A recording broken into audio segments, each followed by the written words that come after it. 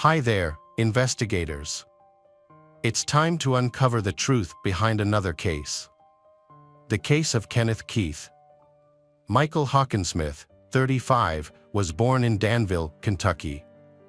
He was a well-known pastor at a local church where he lived. After working at the church for a long time, he decided to work at a local pawn shop called ABC while continuing to work as a part-time pastor. After a while, due to the previous owner's health issues, Michael had to take over the entire pawn shop. Being an honest and helpful person, he easily connected with people. In his personal life, Michael was married to Angela, and the two had 2 children together, Andrew and Naomi. Michael and Angela jointly owned the ABC Gold, Games and More pawn shop in Danville, Kentucky.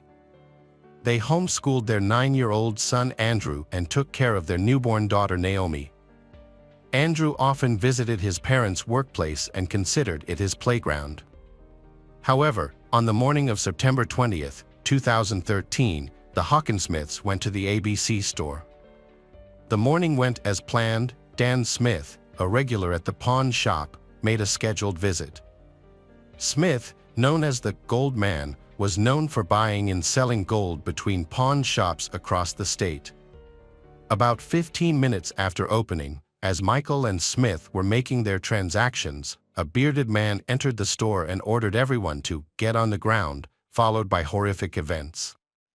Andrew, who was at the ABC store at the time, after being instructed by his mother, Angela, to hide, noticed the tense situation and quickly called the police to report the situation. 6 minutes after the alarm call, the police arrived at the scene of the murder. When they entered the building, they found a large trail of blood that led them to Michael Hawkinsmith. They then found his wife, Angela, 38, and another victim, Dan Smith, 60, a broker, on the other side of the counter. All 3 victims had suffered serious injuries from gunshot wounds to the head and torso. Police later found Andrew, 9, and Naomi, 14 months, hiding in a closet. Andrew and Naomi had been through unimaginable horror and were orphaned, having lost both their parents. When examining the crime scene, police found 14 spent shell casings and 3 intact bullets, along with a briefcase belonging to Dan Smith. Remarkably, the victims' personal belongings and all the cash in the cash register were untouched, suggesting that robbery was not the motive. The case was complicated by the lack of surveillance cameras at the pawn shop. Therefore, police had to search for potential witnesses. An employee of Rainbow Cleaners, a nearby dry cleaner, provided vital information when he described a vehicle that had been parked near the building that morning. The vehicle was a silver pickup truck driven by a large man with a bushy beard. While one team of investigators searched the area, another team had to notify the victims' closest relatives of the tragedy. Michael's parents were devastated by the news. However, they also felt blessed to know that their grandchildren, Andrew and Naomi, had survived. The tragic news reached the daughter of the 3rd victim, Dan Smith. Dan Smith was involved in the purchase of precious metals and was well versed in the specifics of his job, which made it easy for him to find common ground with different people. His business involved handling large amounts of cash, sometimes in the hundreds of thousands of dollars. This led police to suspect that Dan Smith may have been the criminal's primary target. Through surveillance, police discovered that before going to the ABC Gold Games and More pawn shop, Dan Smith had gone to the Lawson Jewelry Store in Harrodsburg, 10 miles northeast of Danville. Inside the jewelry store, investigators found a surveillance camera mounted on the far wall that was monitoring every customer who entered and exited the store. Their goal was to determine if anyone was following Dan Smith. At 8:16 a.m., Dan Smith entered the store, and there were no other customers in the building at the time. Dan Smith was carrying a briefcase identical to the one later found at the ABC Gold Games and More pawn shop. After greeting the woman behind the counter with a smile, he walked toward the back of the store. Moments later, Dan Smith reappeared in the footage, exiting the back of the store, chatting briefly with an elderly woman who had just entered, and then leaving immediately. Footage from the exterior camera did not show anything suspicious. The police could do nothing but monitor the man, unaware that he would soon be at the center of a tragic event. Meanwhile, Andrew Hawkinsmith was brought to the police station to testify. Andrew told the story of how he was at the pawn shop with his parents when Dan Smith came in with a bag full of money. While Michael and Dan were talking, a stranger walked in and demanded the bag of money immediately. According to Andrew, Dan Smith immediately gave the stranger his bag of money. Andrew said that his father asked the man to stop, but the man also shot his father with a handgun similar to the one Andrew often played with. After that, his mother instructed him to take his younger sister, Naomi, to the back of the store and hide in the closet. Andrew picked up his sister and hid. At that moment, the criminal pointed the gun at Angela. The 9-year-old boy thought the reason the stranger did this might be because of the money. The boy described the stranger as a very tall man with a fake-looking blonde beard, which matched the description given by a witness from Rainbow Cleaners. In investigating the case, police thoroughly investigated the business run by the Hawkinsmith family. They discovered that the ABC Gold Games and More pawn shop had a different owner, Steve Devine. Although he usually attended Friday transactions with Dan Smith, he was absent on the morning of September 20th. This information raised concerns, making determining his whereabouts a top priority. Steve Devine explained that he had an allergic reaction that morning and had to cancel all his appointments. His wife confirmed this story. The alibi and the fact that Steve Devine did not own a silver pickup truck helped eliminate him as a suspect. Steve Devine also explained why there were no surveillance cameras in the pawn shop. According to him, the security system had been removed by the previous owner, Kenneth Allen Keith. The new owner had yet to install a replacement. Kenneth Allen Keith, 48, is a pastor like Michael Hawkinsmith. He sold the pawn shop after being diagnosed with brain cancer. However, he is still the owner of another similar establishment, Gold Rush Buyers, in Pulaski County, near Danville's Bowles district. Their friendship began when Michael worked at a church youth camp and lasted 15 years. The Hawkinsmiths respected Pastor Kenneth, and he was like a beloved uncle to Andrew. With no significant leads, investigators decided to search the street surveillance systems near ABC Gold Games and More and other pawn shops. They found a camera on the office building of the real estate company Danville Rentals. Surveillance footage captured a silver pickup truck at 8:45 a.m., but the image was too blurry to determine the license plate or make. However, eyewitness testimony from Rainbow Cleaners helped police identify the vehicle. The witness described the vehicle as an older model with a distinctive square body shape.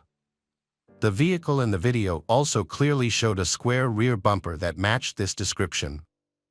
The color, type, and shape of the vehicle all suggested that police had found the vehicle of the criminal.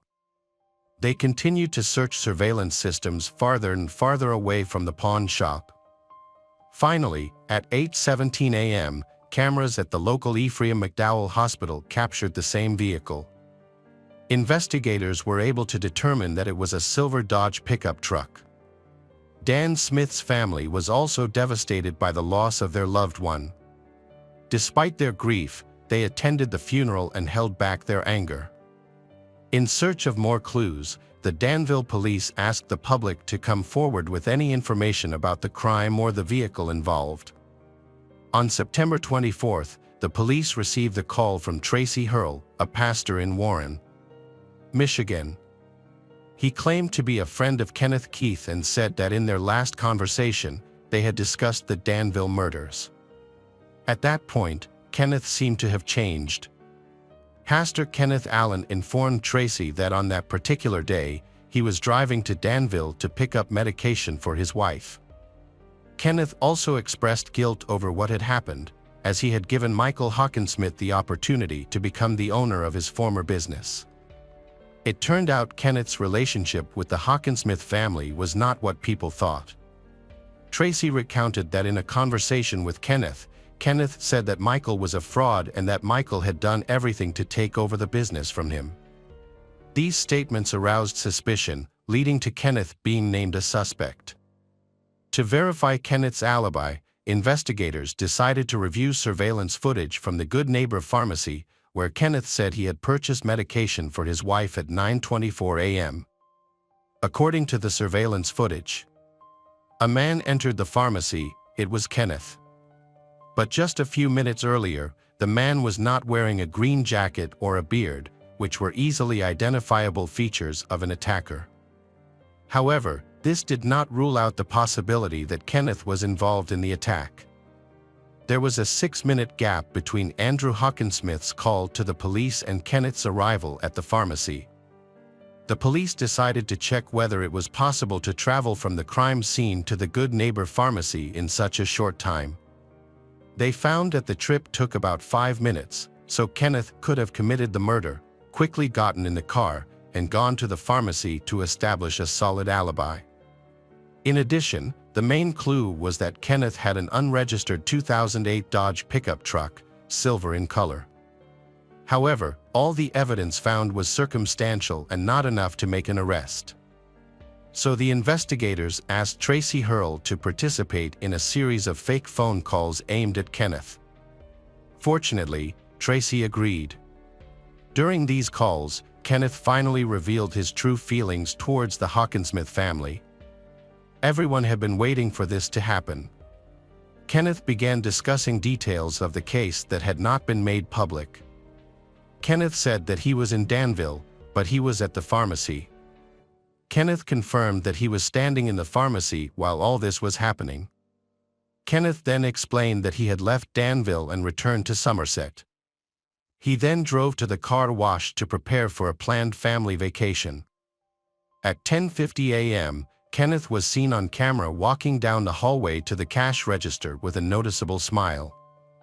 Exterior camera footage covering the parking lot showed Pastor Kenneth leaving the car wash in the same silver Dodge at 11:25 a.m., matching all previous images captured by various surveillance systems in Danville. At that point, they had enough evidence to arrest Kenneth. However, when he was offered a lie detector test to clarify his role in the case, he reacted in an unusual way. He claimed that he would not be able to pass a lie detector test because, during his military service, he had performed some special missions that involved killing a number of people. Investigators then executed a search warrant at Kenneth Allen Keith's pawn shop and discovered some important evidence. They found a fake beard and a significant amount of cash without any legal explanation as to how he had obtained it. In particular, they also found bundles of money wrapped in a ribbon with the name of the bank that issued them, indicating that Dan Smith was a customer. Further investigation revealed that the money found in Keith's pawn shop had recently been withdrawn from the account of a deceased broker. This raised suspicions about Keith's involvement in the case. In addition, investigators also found several .22 caliber shell casings in Keith's pawn shop. After ballistic analysis, they discovered that these casings had been fired from the same type of weapon used to shoot Andrew and Naomi's parents. Kenneth Allen Keith was charged with 3 counts of first-degree murder and robbery. He believed that Michael Hawkinsmith and Steve Dine were conspiring to remove him from the business.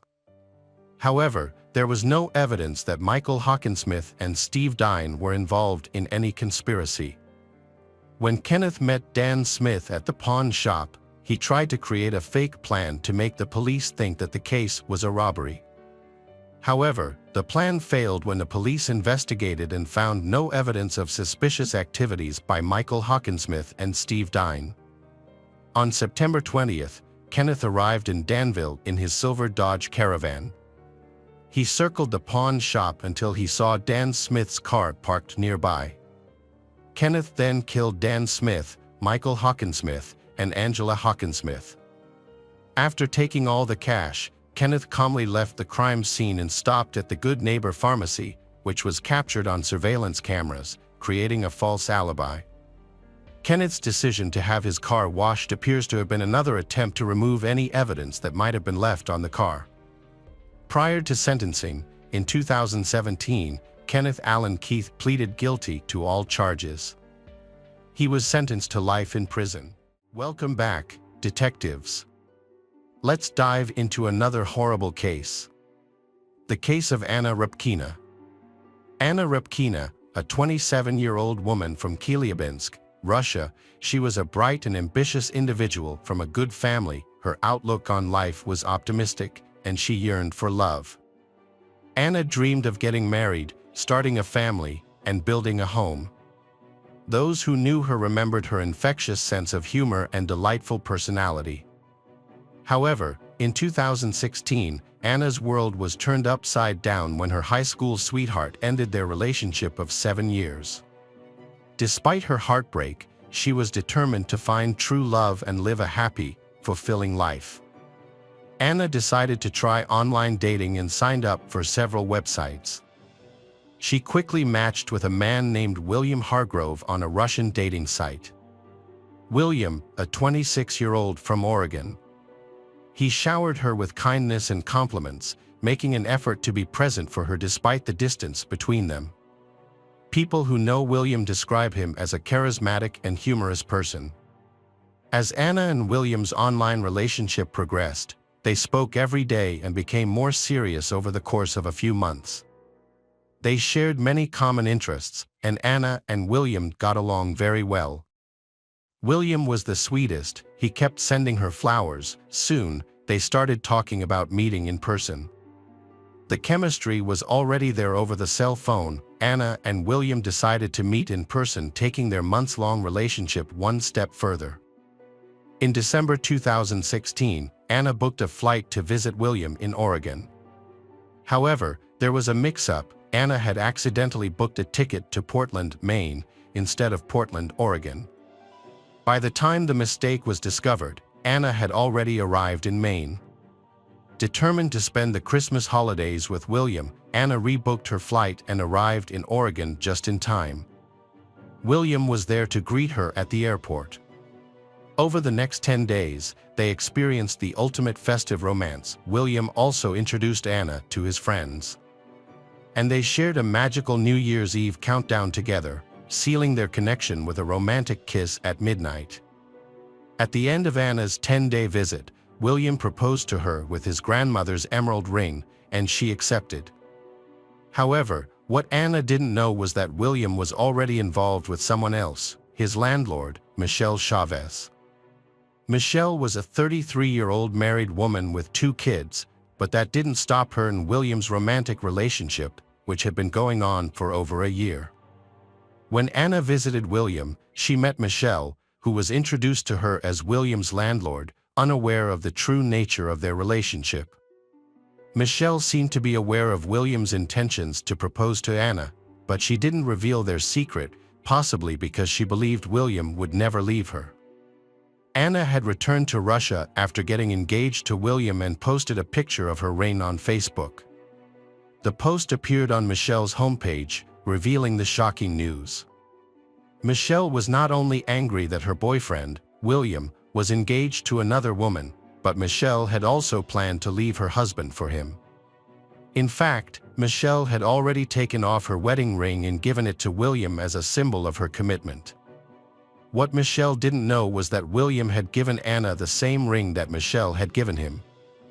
When Michelle confronted William about the engagement, he downplayed the situation, claiming that Anna meant nothing to him and that he would break off the engagement.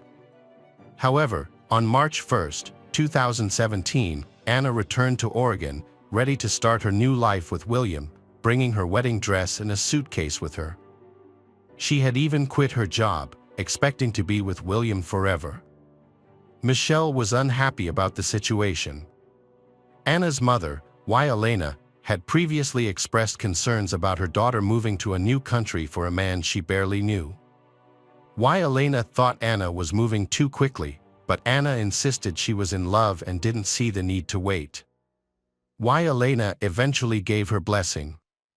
However, Michelle was furious when she realized Anna's visit was actually a permanent move.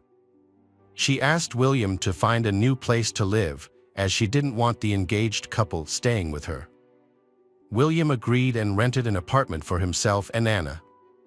Despite this, William continued to secretly visit Michelle, reassuring her of his commitment to her and downplaying his relationship with Anna.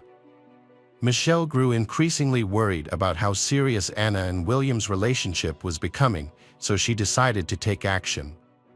She contacted Anna on Facebook and revealed everything that had been going on behind her back. Anna shared with William everything Michelle had told her, but he dismissed it as mere jealousy from an ex-girlfriend.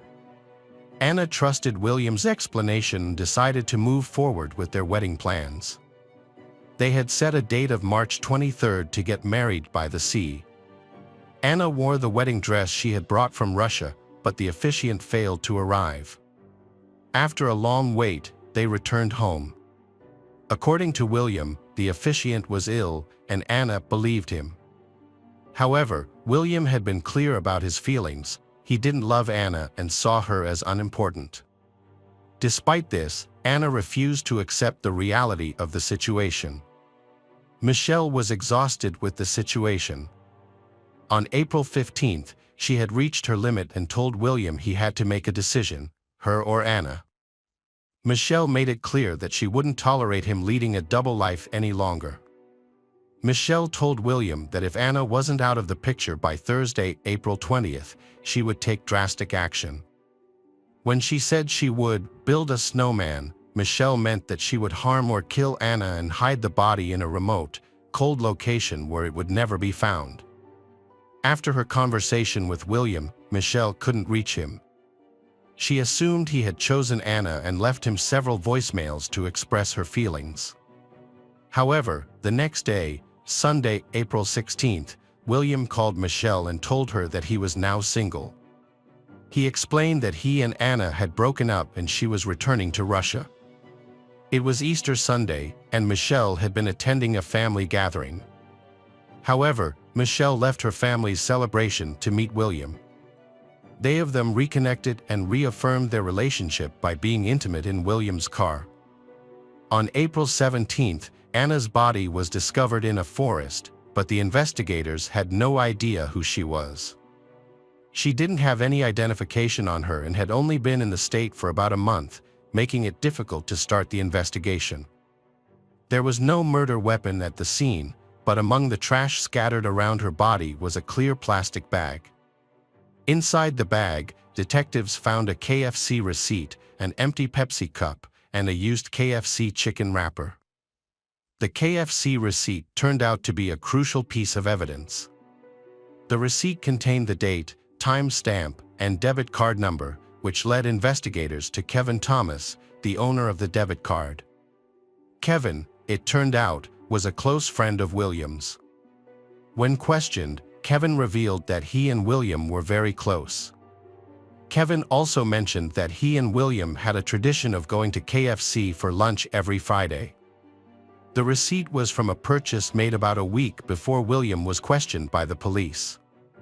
During the questioning, the police mentioned that they had found garbage from KFC in the trash, which they believed was from the previous week.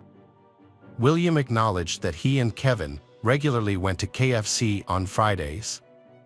It was revealed that Kevin had paid for his meal with a credit card, while William had paid in cash. Kevin had previously told the police about William's complicated relationship situation, which had only come to light during the investigation into Anna's death. Kevin also mentioned that William had borrowed his shotgun, but had not returned it. According to Kevin, William had said he wanted to borrow the shotgun to go to the woods and relieve some stress. After hearing Kevin's statement, the police began to focus their attention on William and Michelle. From the day Anna died, William had been acting strangely and suspiciously.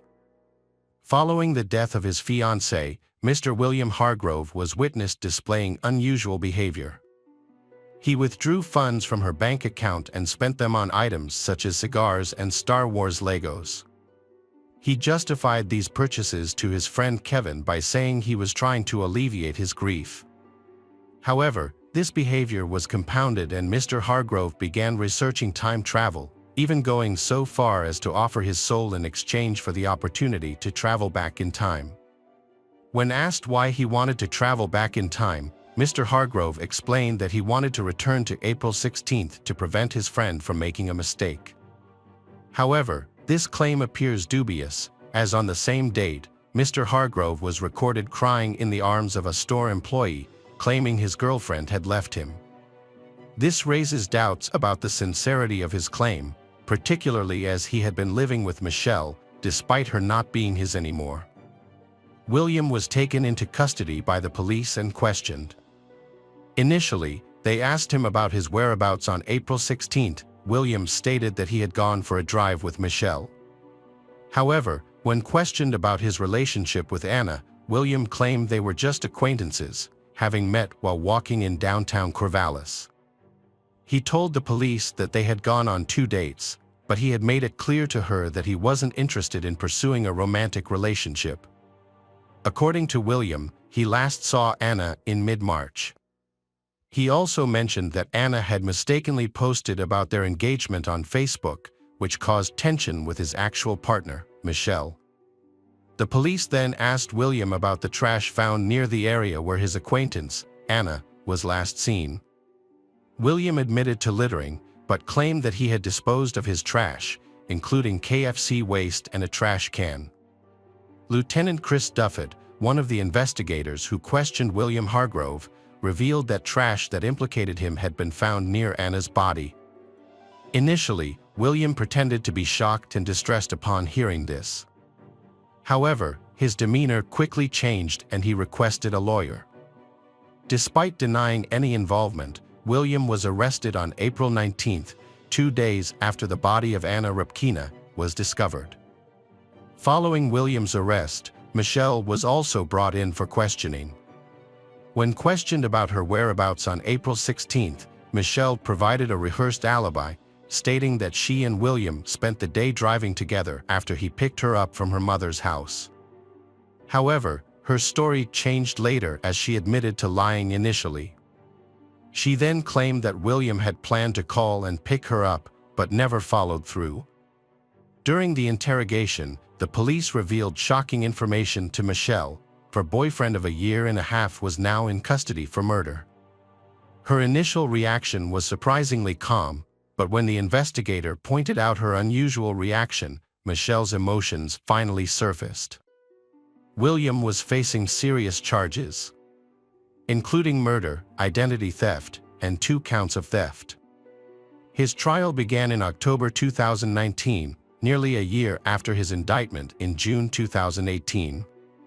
The prosecution was pushing for the maximum penalty, presenting a strong case against William with evidence and a clear motive. However, the defense argued that William was innocent and that Michelle, his scorned lover, was the real culprit. Evidence suggested that William had a motive to commit the crime, as he was being pressured by another lover to choose between Anna and Michelle. Additionally, records showed that William and Anna had driven together in the same car on the day of the murder. Furthermore, cell phone records placed William near the crime scene at 4:30 p.m. on the day of the murder, near Logging Road. The gun used to kill Anna was discovered in William's car, with only his fingerprints on it. William was using Anna's money to go shopping and pay his car insurance. He was even caught withdrawing cash from an ATM using her card.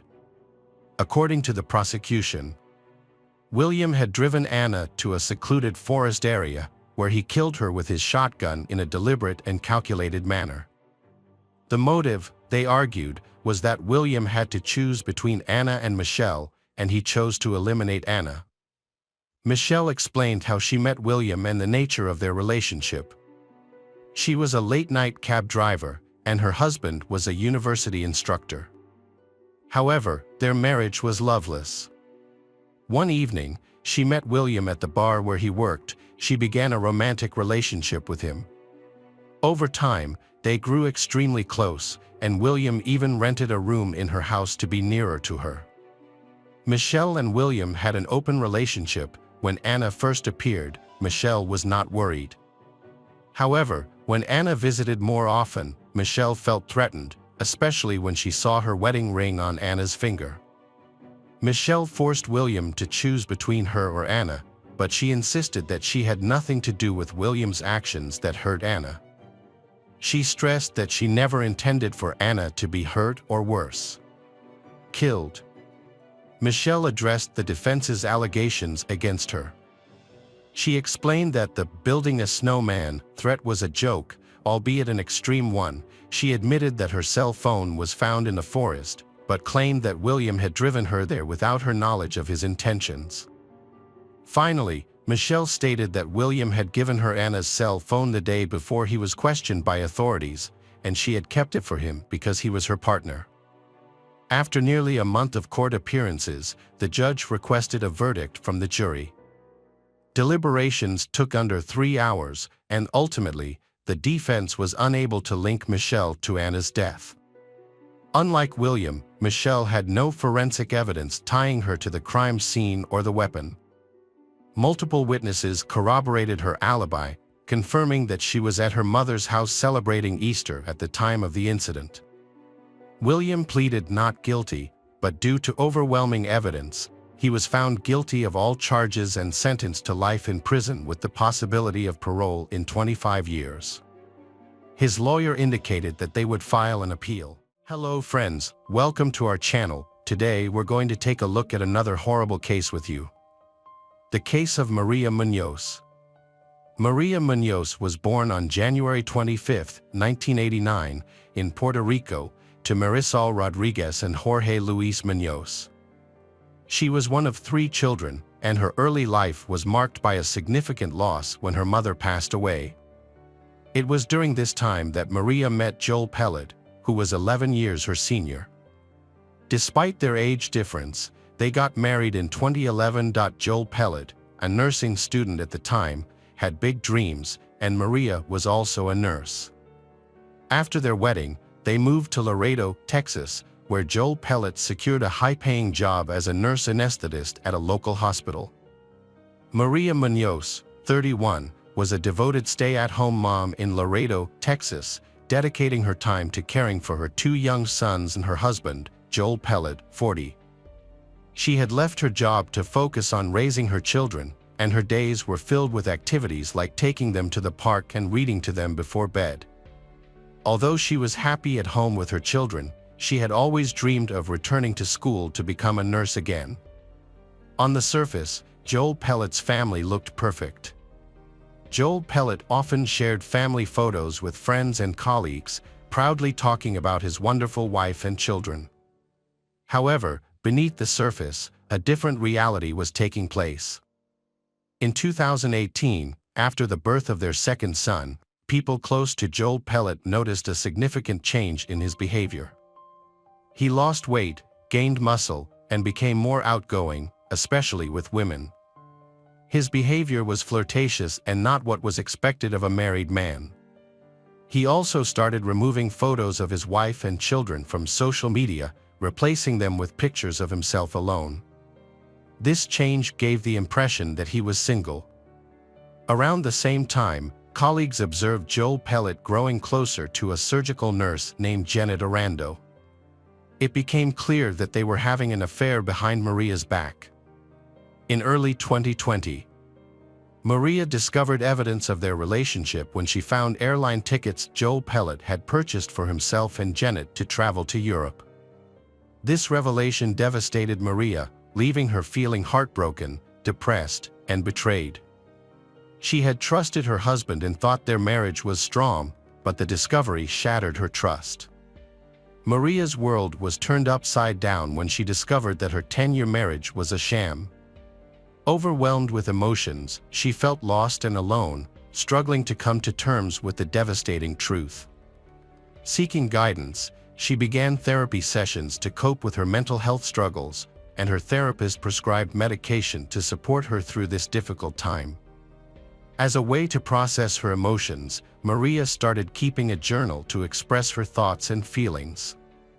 As the situation between Maria and Joel Pellet continued to deteriorate, tensions escalated. On September 19, 2020, Maria visited Janet's house, where she found Joel Pellet's car parked in the driveway. Confronting him, Maria gave him an ultimatum: choose between her and Janet. Joel Pellet's response was clear: he chose Janet. The argument became heated, prompting Janet to call the police. However, by the time they arrived, Maria and Joel Pellet had already left the scene. Maria was driving with Joel Pellet when the police called her. She could hear him yelling in the background. When they arrived home, he became extremely angry and punched a hole in Maria's car windshield, demonstrating a disturbing level of aggression. The next morning, Maria sent Joel Pellet a text message stating her intention to hire a lawyer to help resolve their issues. Joel Pellet responded, suggesting they handle the situation on their own to avoid the costs associated with hiring lawyers. However, just a few hours later, Joel Pellet appeared to have a change of heart. He sent Maria an email expressing his deep sadness and emotional pain. In the email, Joel Pellet conveyed his desire to have an honest and calm conversation with Maria. Maria replied to the email, and they agreed to meet the following evening at around 5 p.m. On Monday, September 21st, before going to meet him, Maria was so nervous and then messaged her friend Yasmin Martinez that today they were going to meet. The next day, a terrifying turn of events unfolded. At around 1:40 a.m. on September 22, 2020, a distressed call was made to 911. Joel Pellet claimed that his wife may have ingested some prescription medication and was not breathing. DEA Officer Cruz was first on the scene, and his body camera captured everything that happened next. He found Joel Pellet at the top of the stairs near the master bedroom, Joel Pellet dressed in hospital gown and performing CPR on Maria, while their son slept in a nearby room. When the paramedics arrived, they took charge of performing CPR on Maria. Meanwhile, another police officer approaches Joel Pellet to ask about the pills Maria took. Joel Pellet quickly retrieved a pill bottle from the nearby bathroom, handing it over to the officers. An examination of the bottle revealed that it contained clonazepam, a prescription medication used to treat anxiety, panic attacks, and sometimes epilepsy, prescribed in Joel Pellet's name, not Maria's. The officer noticed two suspicious details. First, the pill bottle had been returned to the medicine cabinet, which is unusual in overdose cases where the bottle typically remains near the victim. Secondly, body camera footage showed Joel Pellet picking up the pill container from the floor and putting it in his pocket before claiming to have found it in the bathroom. DEA Officer Cruz wondered why he would need to retrieve the pills, which made him suspect that Joel Pellet might be hiding something. Another suspicious discovery was a needle catheter on the stairs of their home. This seemed odd to him. Joel Pellet and Maria had two young children, so finding a needle on the stairs raised questions about why it was there. Investigations revealed more than just a needle at the scene. A medical bag was found containing syringes and equipment, all neatly packed. While this might seem ordinary for an anesthesia nurse like Maria, the presence of these medical tools outside a hospital setting sparked questions for investigators. Joel Pellet told officers that Maria had been struggling with severe depression, which had gotten worse recently. Despite the efforts of the medical team, Maria could not be saved. Tragically, she was pronounced dead at 3:58 a.m. After Maria was declared dead, the officers took Joel Pellet downstairs to the kitchen for further questioning. Joel Pellet explained that he and Maria had met earlier that day to talk, during which they became intimate. Afterward, he took a shower, and when he came out, he found Maria sleeping. When he returned upstairs, he found Maria unresponsive and not breathing. As Joel Pellet spoke with the officer, his behavior seemed unusual. He was sweating heavily and struggled to answer basic questions about what happened. The officer noted that Joel Pellet's level of sweating was noticeably higher than anyone else present, including the first responder who had been trying to save Maria's life for the past 2 hours. This raised the officers' suspicion, leading them to take Joel Pellet to the police station with Sergeant Lisa Mata for more questioning. Joel Pellet was left alone in the interrogation room at the police station for a period of time before an officer arrived. Unbeknownst to him, his every move was being recorded on video. When officers reviewed the footage, they were shocked to see Joel Pellet's sudden and extreme behavior. He began screaming, crying, and hitting the walls, and even threw furniture around the room. His outburst was so loud that it frightened people in the hallway and nearby rooms. At 4 a.m., Sergeant Louis Matt entered the room to speak with Joel Pellet. During their conversation, Joel Pellet opened up about the events leading up to Maria's death. He also made a shocking confession: he had been involved with another woman, Janet, and had been living with her for 5 months prior to Maria's death. Joel Pellet revealed that he had been in a relationship with Janet for 2 years, and Maria had been aware of the affair. According to Joel Pellet, on the night of Maria's death, he visited the home to discuss their marriage with Maria. After their conversation, they became intimate. Joel Pellet claimed that he thought Maria was asleep in her room, but when he checked on her 10 minutes later, he found her unresponsive. Joel Pellet also confessed to giving Maria the medication clonazepam, which had been prescribed to him to help with anxiety and depression. However, he was unable to provide details about the dosage or how many pills were left in the bottle before Maria took them. Despite further questioning, Joel Pellet was unable to provide any additional information to clarify the situation. After the interrogation, he was released. The next step in the investigation was to perform Maria's autopsy, which took place just 8 hours after her death. This quick turnaround meant that any substance that had caused her death should still be present in her stomach contents. However, when the autopsy results came in, they revealed a surprising twist: no pills were found in her stomach. Instead, the medical examiner's report revealed a small, red pinprick mark on the inside of her elbow. This mark was concerning because it suggested that Maria may have been injected with something. The discovery of this mark led investigators to explore its significance and potential connection to her death. As they dug deeper, they discovered a journal at Maria's house. Maria had started keeping a journal to cope with her anxiety and depression. The journal proved to be a crucial piece of evidence, helping investigators identify the culprit behind her death. Maria's journal revealed her heartbreaking experiences and thoughts. Despite knowing her husband Joel Pellet wanted to be with someone else, Maria wanted to preserve their family and expressed her love for him. In her journal entries, she poured out her emotions, detailing the pain of Joel Pellet leaving their home in Laredo and leaving her to care for their 2 young sons alone. Her diary and cell phone recordings also helped investigators uncover Joel Pellet's abusive behavior. Maria's journal entries exposed her emotional journey, from grief and heartbreak to healing and newfound hope for the future. She wrote about feeling trapped in a constant internal battle. She begged for her emotional turmoil to end, describing how her past haunted her, her present was confusing, and her future was uncertain. In a poignant cry for help, Maria turned to a higher power, pleading for an end to her suffering.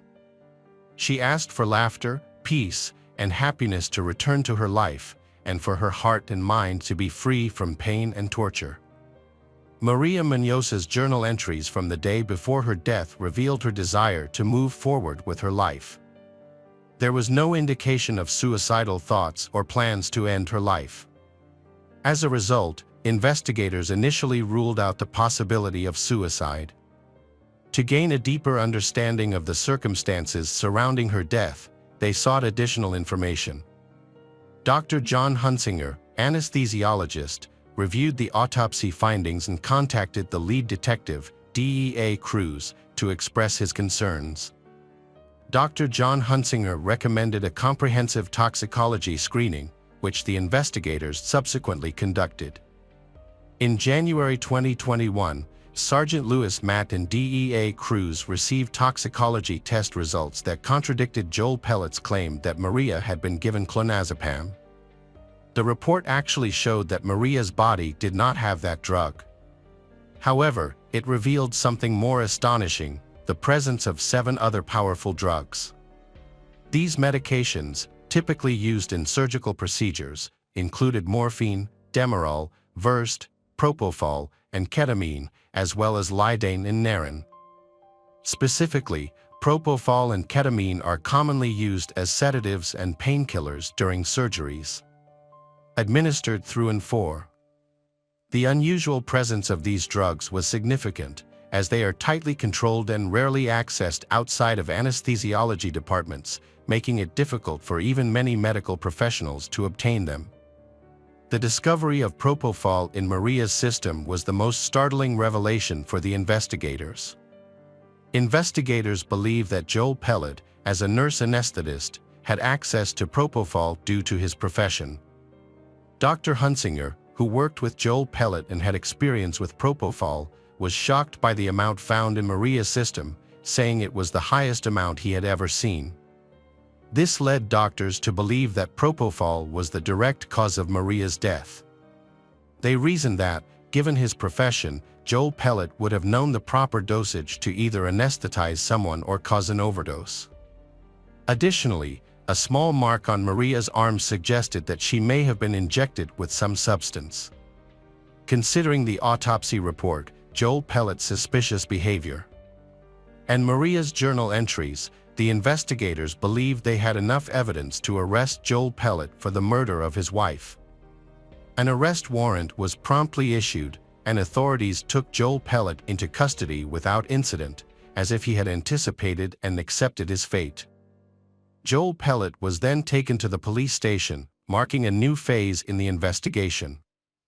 The trial started on March 21, 2023. As the legal proceedings unfolded, both the prosecution and defense presented their cases. A prosecution team composed entirely of women known as Maria's team utilized Maria Muñoz's journal entries to construct a compelling case against Joel Pellet. By sharing Maria's diary entries, prosecutors wanted to show the jury that Maria was a wonderful, caring, and intelligent mother whose vibrant spirit shone through the pages of her diary.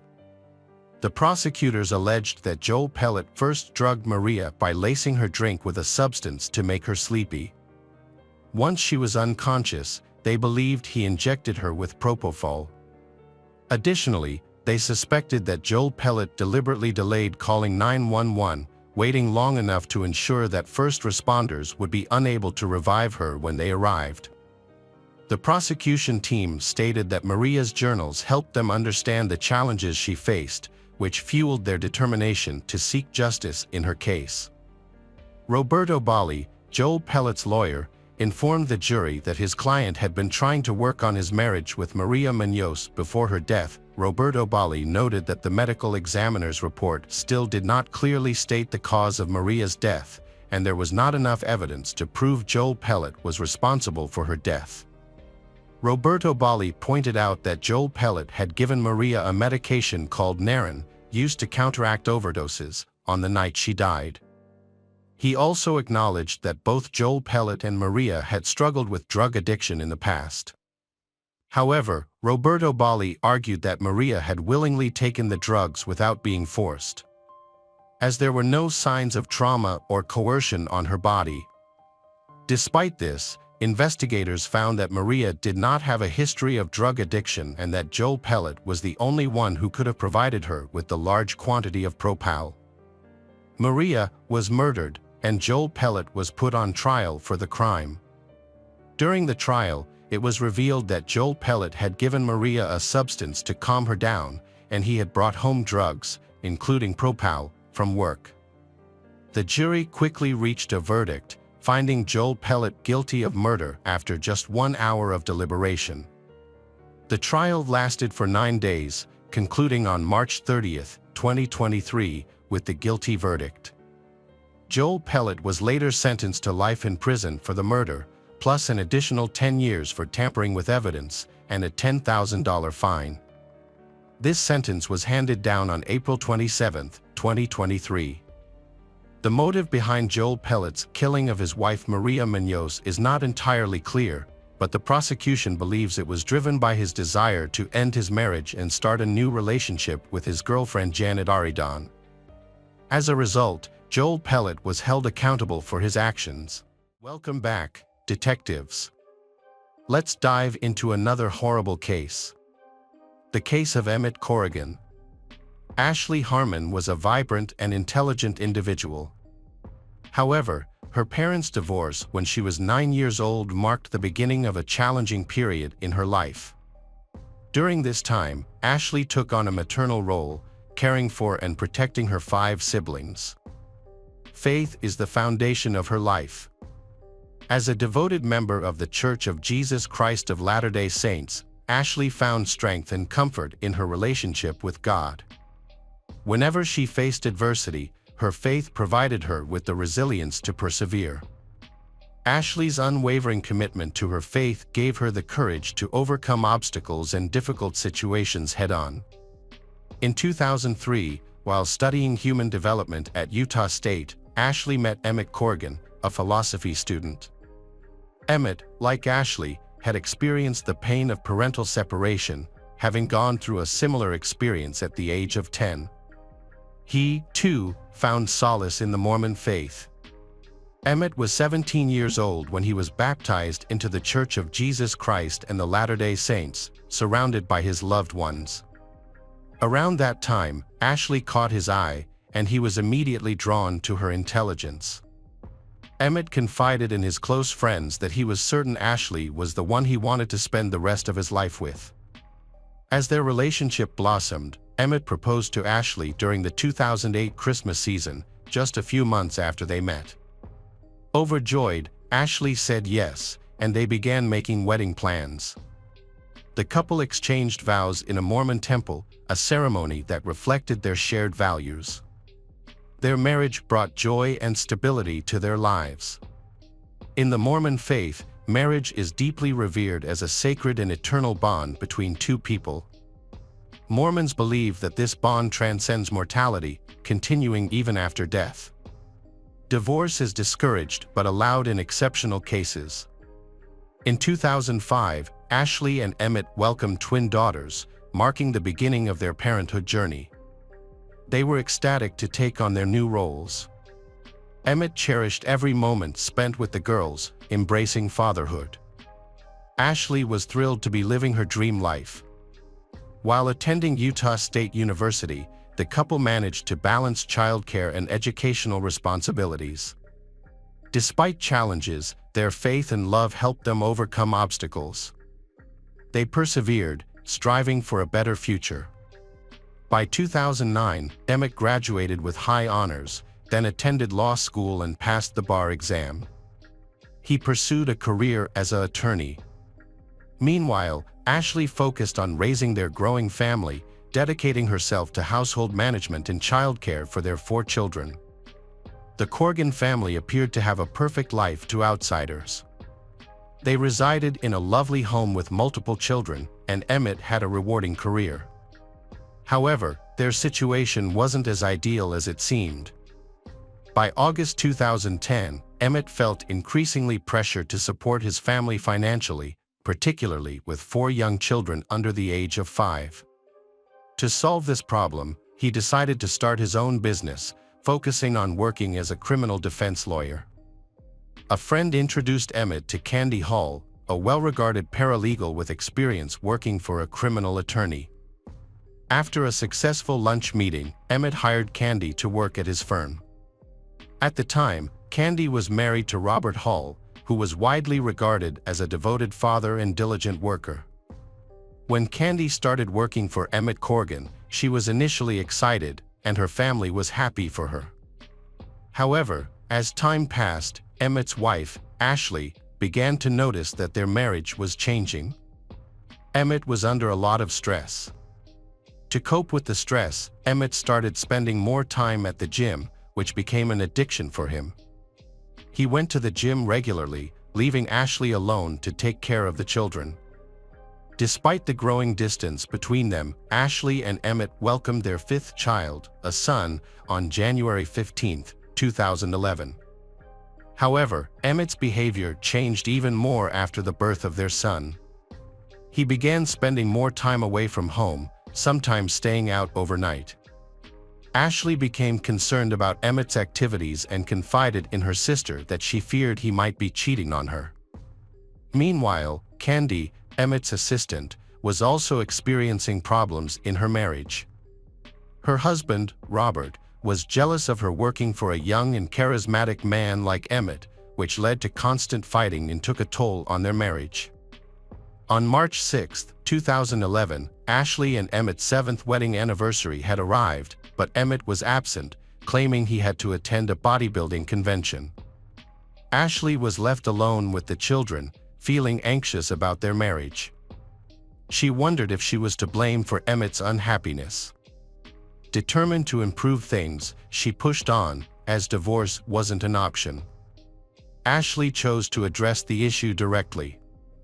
A few days later, on March 11th, she spent the entire day planning the perfect evening to reconnect with Emmett.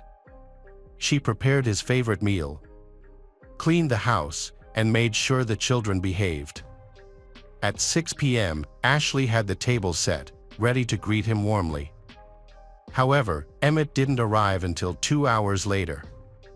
When Ashley approached him with a kiss, he turned away, further straining their relationship.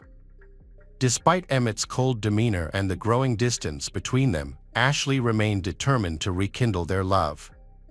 She believed their relationship was worth fighting for and was willing to do whatever it took to repair it. The family gathered around the table to eat. However, Emmett claimed he wasn't hungry, which was disappointing and hurtful to Ashley. As the rest of the family enjoyed their dinner, Emmett got up, saying he needed to go to Walgreens, but Ashley sensed something was wrong and asked him to stay. Emmett responded harshly and left, leaving Ashley feeling confused and hurt. Meanwhile, Emmett's assistant, Candy, was dealing with her own marital problems. Her husband, Robert, had decided to leave their home after their marriage reached a breaking point. Despite their love for each other, Robert believed it was best to start fresh and move on. That evening, Robert phoned his daughter to check if she was using Candy's car. She told him she wasn't. A few minutes later, while driving past Walgreens, she spotted her mother's car in the parking lot. She didn't think much of it and immediately called her father to let him know. Robert responded casually with, "Oh, okay." Unbeknownst to them, this ordinary-sounding conversation would have a profound impact on two families' lives forever. Ashley lay in bed, overcome with worry about her marriage. Despite her frantic texts and calls, Emmett remained unreachable. A nagging feeling in her gut left her uneasy. Around 1 p.m., a 911 call reported gunshots and a screaming woman in a Walgreens parking lot, prompting a swift police response. Upon arrival, the first officer was met with a disturbing scene, a lifeless man on the ground and a wounded person clutching their head in pain. Police sought to speak with Candy Hall, who was present at the scene. She identified the wounded person as her husband, Robert, and the deceased as her boss, Emmett. Emmett had suffered fatal gunshot wounds to the head and chest. Shortly after his body was discovered, Ashley was awakened by a knock on the door from the police. Ashley was stunned and inconsolable, unable to comprehend the events that led to this tragedy. After the police informed Ashley of her husband's death, a detective inquired if she was familiar with Robert and Candy Hall. Ashley stated that she knew Candy as Emmett's assistant but suspected an affair between Candy and Emmett. The police took Candy Hall from the Walgreens parking lot for questioning to piece together the events leading to Emmett's death and Robert's head injury. During the interrogation, detectives asked Candy if she had a romantic relationship with her boss, Emmett. She denied it, also refuting any intimate encounters between them. Candy claimed she went to Walgreens that night to collect a prescription and coincidentally met Emmett. After that, she and Emmett decided to take a drive. While driving to a gas station, Candy received a call from her estranged husband, Robert. She told him she was with Emmett, which led to Robert expressing jealousy and making a threat against Emmett. Candy and Emmett arrived at Walgreens after what felt like an eternity. As they stepped out of the car, Candy saw Robert standing at the entrance. He looked visibly angry. An intense argument broke out between Robert and Emmett, leading to a physical fight. Then, 3 shots were fired, and both men fell to the ground. Candy saw the gun, picked it up, and threw it aside. When questioned by detectives, Candy claimed she didn't know who fired first. After Robert received treatment for his superficial gunshot wound, detectives interviewed him. They told Robert they found a gun at the scene and asked him who it belonged to. Robert admitted the gun was his and explained that it fell from his pocket during the fight with Emmett in the parking lot. Robert alleged that Emmett dove for the gun, triggering a struggle, and Emmett shot him in the head. However, Robert couldn't recall who shot Emmett during the struggle. Given Robert's head wound, detectives weren't surprised by his hazy memory. Nevertheless, they wondered if Emmett was indeed the one who fired first, considering he was the one who ended up dead. To investigate the shooting in the Walgreens parking lot, detectives reviewed the security footage. At 9:55 p.m., Robert Hall arrived in the parking lot. A minute later, he entered the Walgreens store and quickly moved through each aisle, appearing to look for someone. He left the store at 10:06 p.m. and parked his car next to Candy's, waiting there for a few minutes. About 10 minutes later, Emmett's truck entered the parking lot. However, the actual shooting was not captured on camera. Candy, Emmett's assistant, initially denied being in a romantic relationship with Emmett. However, their co-workers suspected otherwise. Co-workers reported seeing Candy and Emmett spending a lot of time together in Emmett's office with the door closed. 3 weeks after Candy was hired, on the day Emmett was shot, detectives discovered that Emmett had accompanied Candy to the public defender's office to discuss her divorce from Robert. During the investigation into Emmett's murder, crime scene investigators searched Emmett's vehicle and found steroids in the glove compartment. This discovery didn't surprise Emmett's loved ones. When Candy gave her statement, she described a shot cadence that led detectives to believe Robert shot Emmett twice before shooting himself in the head. Based on this evidence, detectives obtained an arrest warrant for Robert Hall, charging him with first-degree murder. Robert Hall was arrested and charged with Emmett's murder. The consequences of Robert Hall's actions were severe, with a possible conviction of first-degree murder carrying a sentence of either life in prison without parole or the death penalty. Prosecutors argued that Robert Hall was driven by anger towards Emmett, who had been having an affair with Robert's wife, Candy. They alleged that this anger led Robert to shoot Emmett and then attempt to take his own life. In contrast, Robert's defense team presented a different scenario. They claimed that Emmett, who had a history of steroid abuse, was the aggressor on the night of his death. According to the defense, Emmett managed to get hold of Robert's gun during the altercation and shot Robert first. Robert then regained control of the gun and killed Emmett in self-defense. Candy Hall, Robert's wife, was a key witness in the trial. Her testimony differed slightly from her initial statement to the police. On the witness stand, Candy described hearing a single pop, followed by 2 rapid pops, rather than the initial 2 shots and then a third. This revised testimony supported the defense's argument that Emmett had shot Robert first, and that Robert had then shot Emmett twice, resulting in his death. To prove that Robert was the shooter in the Walgreens parking lot, prosecutors presented forensic evidence about the type of weapon used. This evidence showed that the weapon accumulates a large amount of gunshot residue, GSR, after being fired. After the shooting, investigators tested Robert and Emmett for gunshot residue. The test found 32 gunshot residue particles on Robert's left palm and 23 on his right.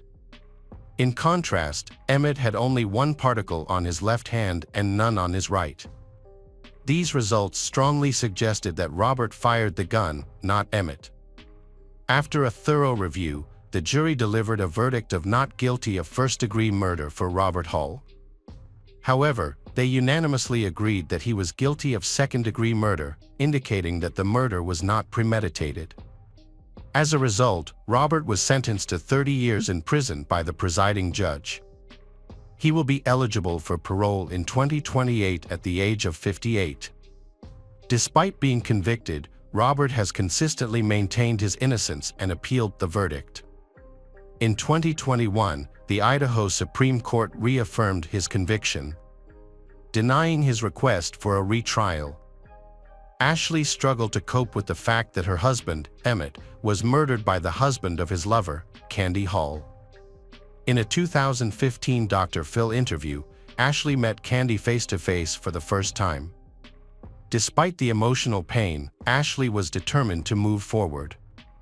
She closed the book on her old life and started anew by moving out of the town where she and Emmett raised their 5 children.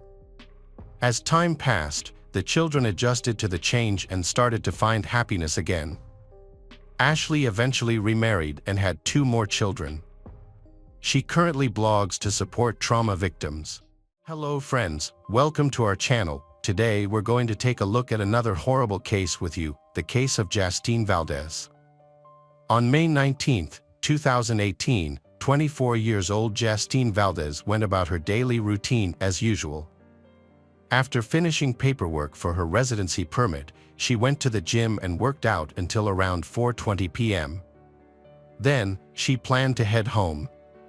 Her mother, Terrace, asked her to pick up some bread on the way, so Valdez stopped at the store before catching the 185 bus to Bray, which left after 6:09 p.m. The bus dropped Justine off at a familiar stop near her rural home, from which she normally walked the final 15 minutes to her doorstep. However, when Justine failed to arrive home, her mother Terrace became worried. Terrace was used to Justine being on time and communicating regularly, but when she couldn't reach her daughter by phone or message, she started to get anxious. As the hours passed with no word from Justine, Terrace decided to go out and look for her. Terrace's daughter Justine was expected to return home by bus, but when she failed to arrive, Terrace became increasingly worried and frantic. She stopped people on the street and asked if they had seen Justine, describing her Asian features and the sporty clothes she was wearing. Despite several people claiming to have spotted Justine getting off the bus, her disappearance remained a complete mystery. Terrace's worry escalated as each passing minute brought no new information about Justine's whereabouts or safety. Terrace was overwhelmed by anxiety and eventually reported Justine missing to the police, in the hope that they could locate her. Detectives promptly started investigating Justine's vanishing and initiated a thorough search. They looked into her daily routine and questioned people who knew her to explore every possibility, including whether Justine had left of her own free will. Justine Valdez lived with her parents, Terrace and Daniel, in the quiet Irish countryside. Her parents had moved to Ireland from the Philippines in search of a better life and brought Justine to join them in 2015. Despite struggling financially, Justine's parents worked hard to support her education and well-being. Justine was a responsible and diligent student, studying accounting at university while working part-time jobs to help pay for her studies and support her family. She worked as a waitress in Bray and as a childcare provider in her neighborhood, and even lived in the servant quarters of a large estate where her parents worked as a gardener and housekeeper. Justine was known for being reliable, hardworking, and dedicated to her responsibilities. Given her close relationship with her family and her strong sense of duty, it was unthinkable that she would voluntarily leave them behind. Her limited social life and lack of typical teenage rebellion also made it seem unlikely that she would run away. Despite efforts to contact everyone who knew Justine, no one had any information about her disappearance. As a 24 years old, Justine had long since moved past her teenage years and was very close to her family, making it unlikely that she would run away. She kept her parents informed about her daily activities, and on the day she went missing, she and her mother exchanged 63 messages. The last message was at 6:24 p.m. when Justine got off the bus. During the investigation, a crucial tip came from Justine's coworkers. A woman who was driving by with her 12-year-old son reported a disturbing incident to the police. She claimed to have seen a man pushing a woman who looked like Justine into the trunk of a black Nissan Qashqai. This incident happened just minutes after Justine got off the bus, and the police were quickly alerted to the situation. A second motorist soon came across a disturbing scene. An Asian girl was sitting in the back of a vehicle, tapping on the window and clearly frightened. The driver was initially unsure of what to make of the situation, but after discussing it with his wife when he got home, he realized the seriousness of what he had seen. He immediately called the authorities at 7:20 p.m. to report a possible kidnapping. Around the same time, another driver contacted the police to report a suspicious Nissan vehicle driving erratically about 6 kilometers from NS car. Patrol officers quickly responded to the location given by the initial female caller. When they arrived, they found Justine's broken cell phone and a bag of bread on the roadside, which raised serious concerns for her safety. Based on this evidence, investigators believed that the kidnapper had targeted Justine while she was walking home from the bus stop. The kidnapper had tried to put Justine in the trunk of the car, but she resisted. He then forced her into the back seat and drove away to an unknown location. The suspect's black Nissan was immediately put on the wanted list, and a large search effort began, involving patrol cars and helicopters. However, the search was difficult due to the darkness of the night, and no immediate leads were found. When daylight came, the search resumed, and detectives re-examined eyewitness accounts and narrowed down the list of potential suspects. Mark Hennessy, a 40-year-old man, was identified as a person of interest in the investigation because his appearance matched the description of the kidnapper. Police officers visited Mark Hennessy's home, but his wife, Nicola, had no idea where he was. She told them that he had left for a drink after work the day before and hadn't returned. This new information raised even more suspicions about Mark, leading investigators to look deeper into his past. Mark seemed like a model citizen. He was a devoted husband and father of 2 young daughters, with a stable job as an estimator on construction sites. He came from a respected family and lived in a wealthy neighborhood with other young families. He had no prior run-ins with the law and appeared to be a pillar of the community. However, the police knew that people can often hide their true nature behind a mask of respectability. Police officers visited the bar Mark had gone to the night before to ask questions and gather information. The bar staff confirmed that Mark had been there, but only stayed for a short time to have a beer and watch a soccer match around 5:40 p.m. He left the bar in a visibly agitated state and returned around midnight, staying only for 10 minutes before driving away in his car at 11 p.m. After further review, it was discovered that Mark had actually returned to the bar's entrance to chat with someone before leaving again. A review of the bar's CCTV footage confirmed the staff's accounts of Mark's brief visits.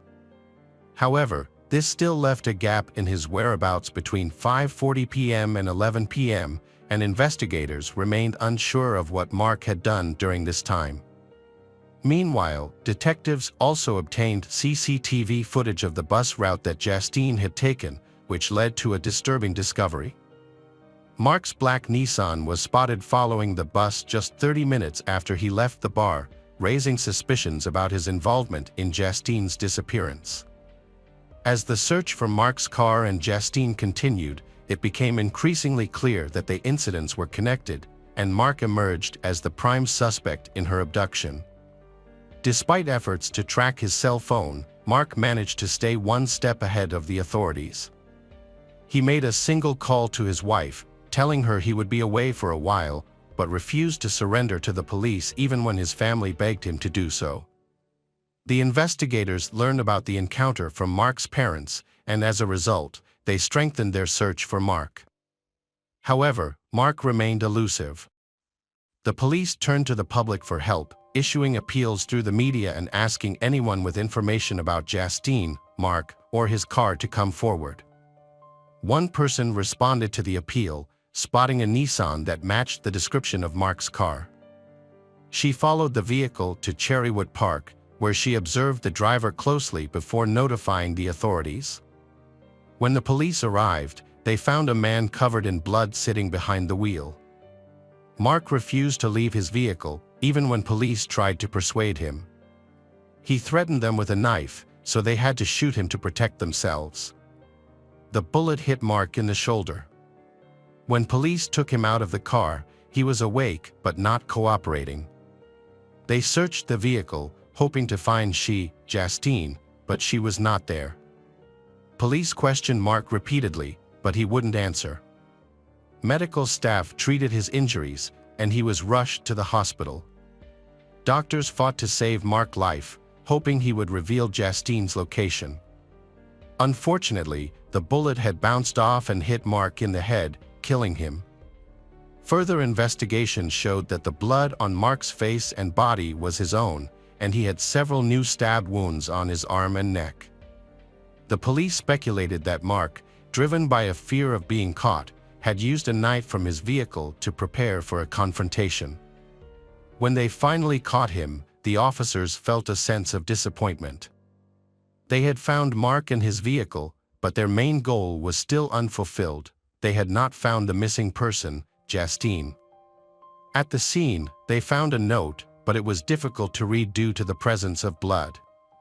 The officers were, however, able to decipher the words "sorry" and "Pease Castle," which provided a lead in the search for Justine.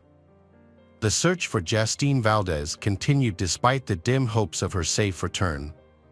As her anxious parents prayed for her well-being, a thorough search was conducted in a wooded area south of Dublin, guided by a cryptic clue found near a castle. The search yielded Justine's purse, which contained her identification documents. Unfortunately, on May 21st, the search party discovered Justine's body. The autopsy revealed that Justine had been murdered on the evening of her abduction, with manual strangulation being the cause of death. Further examination showed that she had been subjected to a sexual assault, adding to the brutality of her demise. Amidst the sorrow and despair, a disturbing revelation emerged from the toxicological analysis. Justine's body contained trace amounts of prohibited substances. The presence of these substances raised many questions, with no clear explanation for their origin or purpose. Add a surprising twist to the case. Test results showed that Mark had ingested a substantial amount of these substances, making the circumstances surrounding the tragic events even more complex and difficult to understand. Mark's life had been spiraling out of control due to his struggles with alcohol and substance abuse, which likely contributed to the drugs found in Justine's system. His home life was also deteriorating, with frequent arguments with his spouse over his addiction and growing debts. Investigations revealed that Mark was actively using the dating app Tinder, where he was pursuing interactions with multiple women, including flirting with them at bars. Furthermore, his DNA was found on Justine's body, solidifying the police's suspicions of his involvement in her abduction and murder. As detectives pieced together the evidence, a disturbing narrative emerged. The murder was driven by Mark's sexual motives, and Justine became an innocent victim in his sinister quest.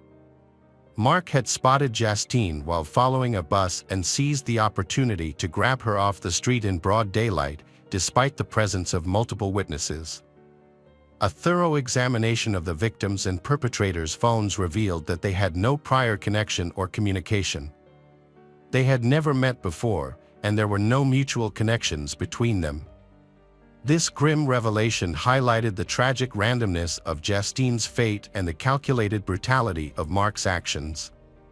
Upon closer examination, the detective's initial assessment of the case changed significantly. It became clear that Mark was very familiar with the route Justine often took, suggesting that her murder was planned in advance rather than a spontaneous act. Mark had been carefully watching her movements, waiting for the right moment to strike. The day of the abduction was a deliberate break from his usual routine, as he intentionally positioned himself at the bus stop, following Justine's every move until he attacked her. The local community was deeply shaken by the tragic event, as such heinous acts were rare in their otherwise peaceful neighborhood.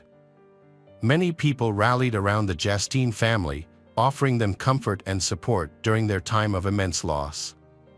At the farewell ceremony, heartfelt tributes were paid to Justine, and white balloons were released into the sky, symbolizing hope in the midst of despair. Some attendees wore pink T-shirts with Justine's image, a touching tribute to her memory.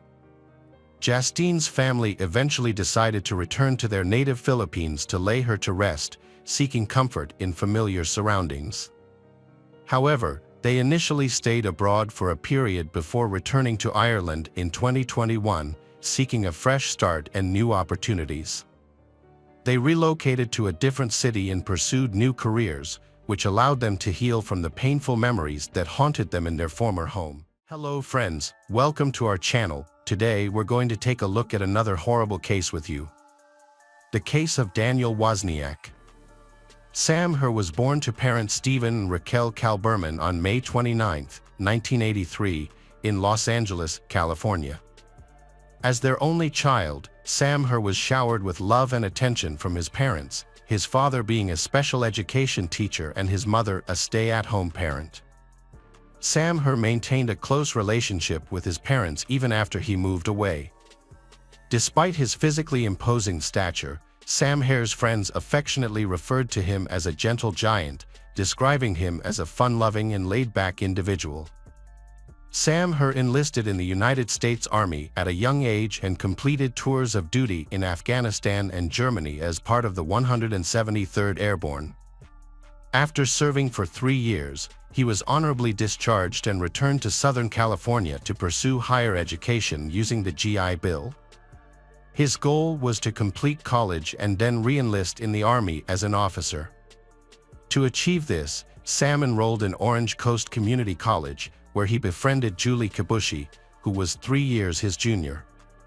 However, Sam Herr struggled with the emotional aftermath of his military service, ultimately developing post-traumatic stress disorder, PTSD, a common affliction among veterans. When 28-year-old Sam Herr failed to visit his parents' house over a weekend as planned, they began to worry. Sam Herr's parents, Stephen and Raquel, became increasingly concerned after several attempts to contact their son went unanswered. Deciding to take matters into their own hands, Stephen went to Sam Herr's apartment in Costa Mesa with his wife to see what was amiss. Their discovery led to immediate panic when they could not find their son and only saw Julie Kibushi in a state of horror. Stephen quickly dialed 911 as Raquel choked and screamed. The moment they realized Julie had met a gruesome end, they knew their lives would never be the same, and the trauma would have a lasting impact. The Costa Mesa community was shocked by the incident, as murders are rare there. At the apartment, police found no signs of a disturbance. The bedroom, however, presented a disturbing scene. On the bedside table, investigators found an unused knife, as well as 2 books, a combat manual and a sex guide. But it was the condition of the bed that was truly horrifying. The bed was soaked in the Julie Kibushi's blood, and the deceased Julie Kibushi was found in a compromising position, partially lying on the bed and partially kneeling on the floor. Her pants had been pulled down, exposing her lower body, leading detectives to suspect that she may have been sexually assaulted before her murder. The autopsy revealed that she had suffered 2 gunshot wounds to the head, with 1 bullet entering the top center of her skull. Although a knife was found on the bedside table, it appeared to have been unused. Other unusual details included a tiara on the victim's head and the words, "All yours," scrawled on the back of Julie Kibushi's sweater. Julie Kibushi handbag was found in the kitchen. The detectives identified the victim as 23-year-old Julie Kibushi, who was born on Valentine's Day in 1987 to a Japanese-American family. She was the first daughter and third of 4 children to parents June and Masa Kibushi. Her parents affectionately called her "my Valentine girl" from a young age. Julie Kibushi developed a passion for tap dancing at the age of 5, which continued to grow throughout her life. Those who knew her described her as a joyful person to be around, with a goofy and bubbly personality that could light up a room. Julie Kibushi was known for her kindness and willingness to go out of her way to help others. Julie Kibushi's life was a balance between her Japanese heritage and her independent American spirit. She had recently graduated from the Orange County School of the Arts and was pursuing a degree in fashion design at Orange Coast Community College. There, she befriended 26-year-old Sam Her and even tutored him in anthropology. Little did she know, her kindness would ultimately lead to her tragic demise. The police investigation into Julie Kibushi's murder was underway. Detectives meticulously examined the crime scene, searching for clues that would reveal the truth about her final moments. Their attention turned to Sam Her, as Julie Kibushi's body was found in his apartment. His sudden disappearance further raised suspicions. With evidence pointing to Sam Her's involvement, investigators decided to take a closer look at him. Detectives suspected that Sam Her had committed the crime in a moment of passion and then fled. This theory was supported by the fact that Sam Her was nowhere to be found after the murder of Julie Kibushi in his apartment. The discovery of text messages from Sam Her's number on Julie Kibushi's phone further fueled their suspicions. Initially, the messages seemed innocuous, with Sam Her sending Julie Kibushi a text at 2:45 p.m. on May 21, 2010, telling her he would help a friend and then visit his parents. However, just 2 hours later, his messages took a drastic turn, as he frantically asked Julie Kibushi to come to his apartment. However, investigators interpreted these messages as evidence of Sam Her's guilt, arguing that he had planned for Julie Kibushi to visit his apartment, which ultimately led to the murder. The disappearance of several key items from the apartment hinted at Sam Her's possible flight. His passport and car were both missing, leading investigators to a straightforward conclusion: Sam Her was on the run, and likely the prime suspect in the crime. As the investigation continued, the Costa Mesa police tracked Sam Her's cell phone and credit card activity to pinpoint his location. They discovered that his credit card had been used for 4 ATM withdrawals and a purchase at a pizza delivery place in Long Beach, California, just 20 miles from Sam's home. Police anticipated that Sam Her would appear in the surveillance footage of the ATM. However, when the bank provided the footage, the police were shocked to see a teenager wearing a hoodie, not Sam Her, withdrawing money from his account. Neither the police nor Sam Her's parents could identify the mysterious boy. Investigators believed he was probably helping Sam Her escape or hide. In either case, the Costa Mesa police were determined to find him. On May 26, 2010, they discovered that his credit card had been used for another pizza delivery, and they began tracing the delivery driver. Police went to an address provided by a tipster, expecting to catch Sam Her, but instead found 17-year-old Wesley Freilich and his friends. Although initially suspected, authorities quickly cleared Wesley's name. However, they discovered that he possessed Sam Her's credit card. Wesley told investigators a surprising story. He had been given the credit card by Daniel Wozniak, a local theater actor who had met Wesley through community theater. Daniel Wozniak claimed to be a bail bondsman and said he needed help collecting money from Sam Her. Believing Wozniak's story, Wesley agreed to withdraw cash using the credit card, unaware of the true circumstances.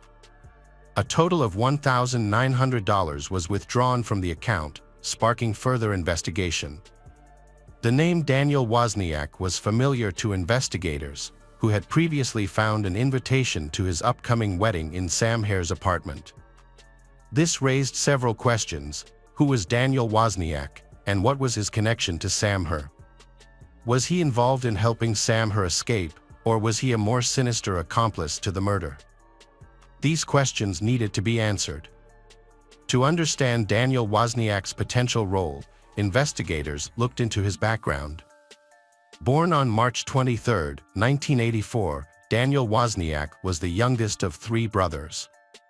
Due to his parents' demanding work schedules, he spent a significant amount of time with his grandparents after school. Daniel Wozniak grew up in a privileged household and was accustomed to luxury. Daniel Wozniak's journey to becoming an actor began in his early 20s. Despite struggling to hold down a job and often having to move to low-paying positions, his passion for acting and singing in musicals kept him going.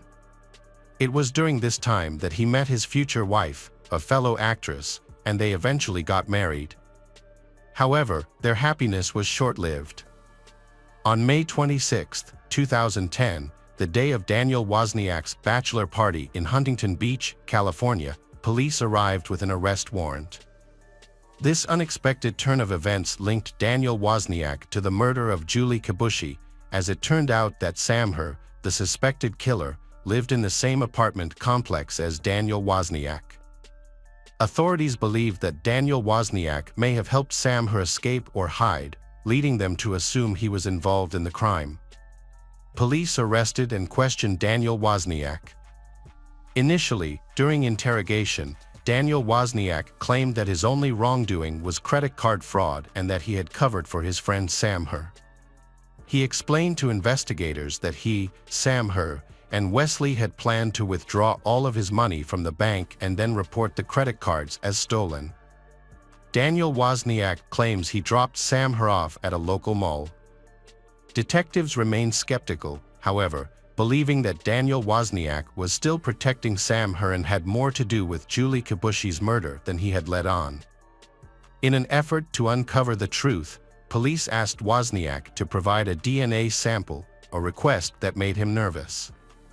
Detectives noticed Daniel Wozniak's nervous behavior when questioned about his DNA being found at Sam Herr's apartment, despite his attempts to act nonchalant. As the pressure mounted, he began to alter his story repeatedly. Eventually, Daniel Wozniak cracked and admitted he knew about Julie Kibushi's murder and had helped the perpetrator escape. However, when reminded that his DNA had been collected, he insisted it would not match any evidence found on Julie Kibushi's body, clinging to the claim of his innocence.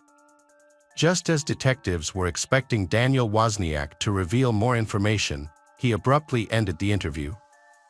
The detectives, determined to uncover the truth, informed Daniel Wozniak that he would be arrested as an accessory to murder if he didn't provide a full account of his involvement. Daniel Wozniak, who was scheduled to get married in just 48 hours, was caught between revealing the truth and avoiding arrest, which would ruin his wedding plans. Under intense questioning, Daniel Wozniak's story began to unravel. Detectives sensed his weakness and accelerated the process by falsely claiming that DNA evidence linked him to Julie Kibushi's body. They misled him, as DNA test results would not be available for weeks. Instead of disputing the claim, Daniel Wozniak surprisingly explained that his DNA would be on Julie Kibushi's body because he was near her.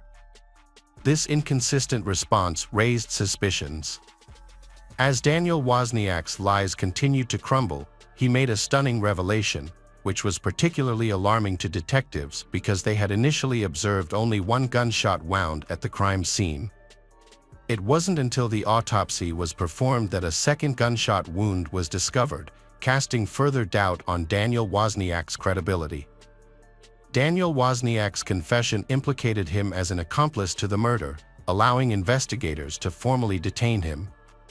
However, detectives still needed to locate Sam Herr, and Daniel Wozniak refused to cooperate. Despite being in custody, Daniel Wozniak made a phone call to his fiancée, Rachel Buffett.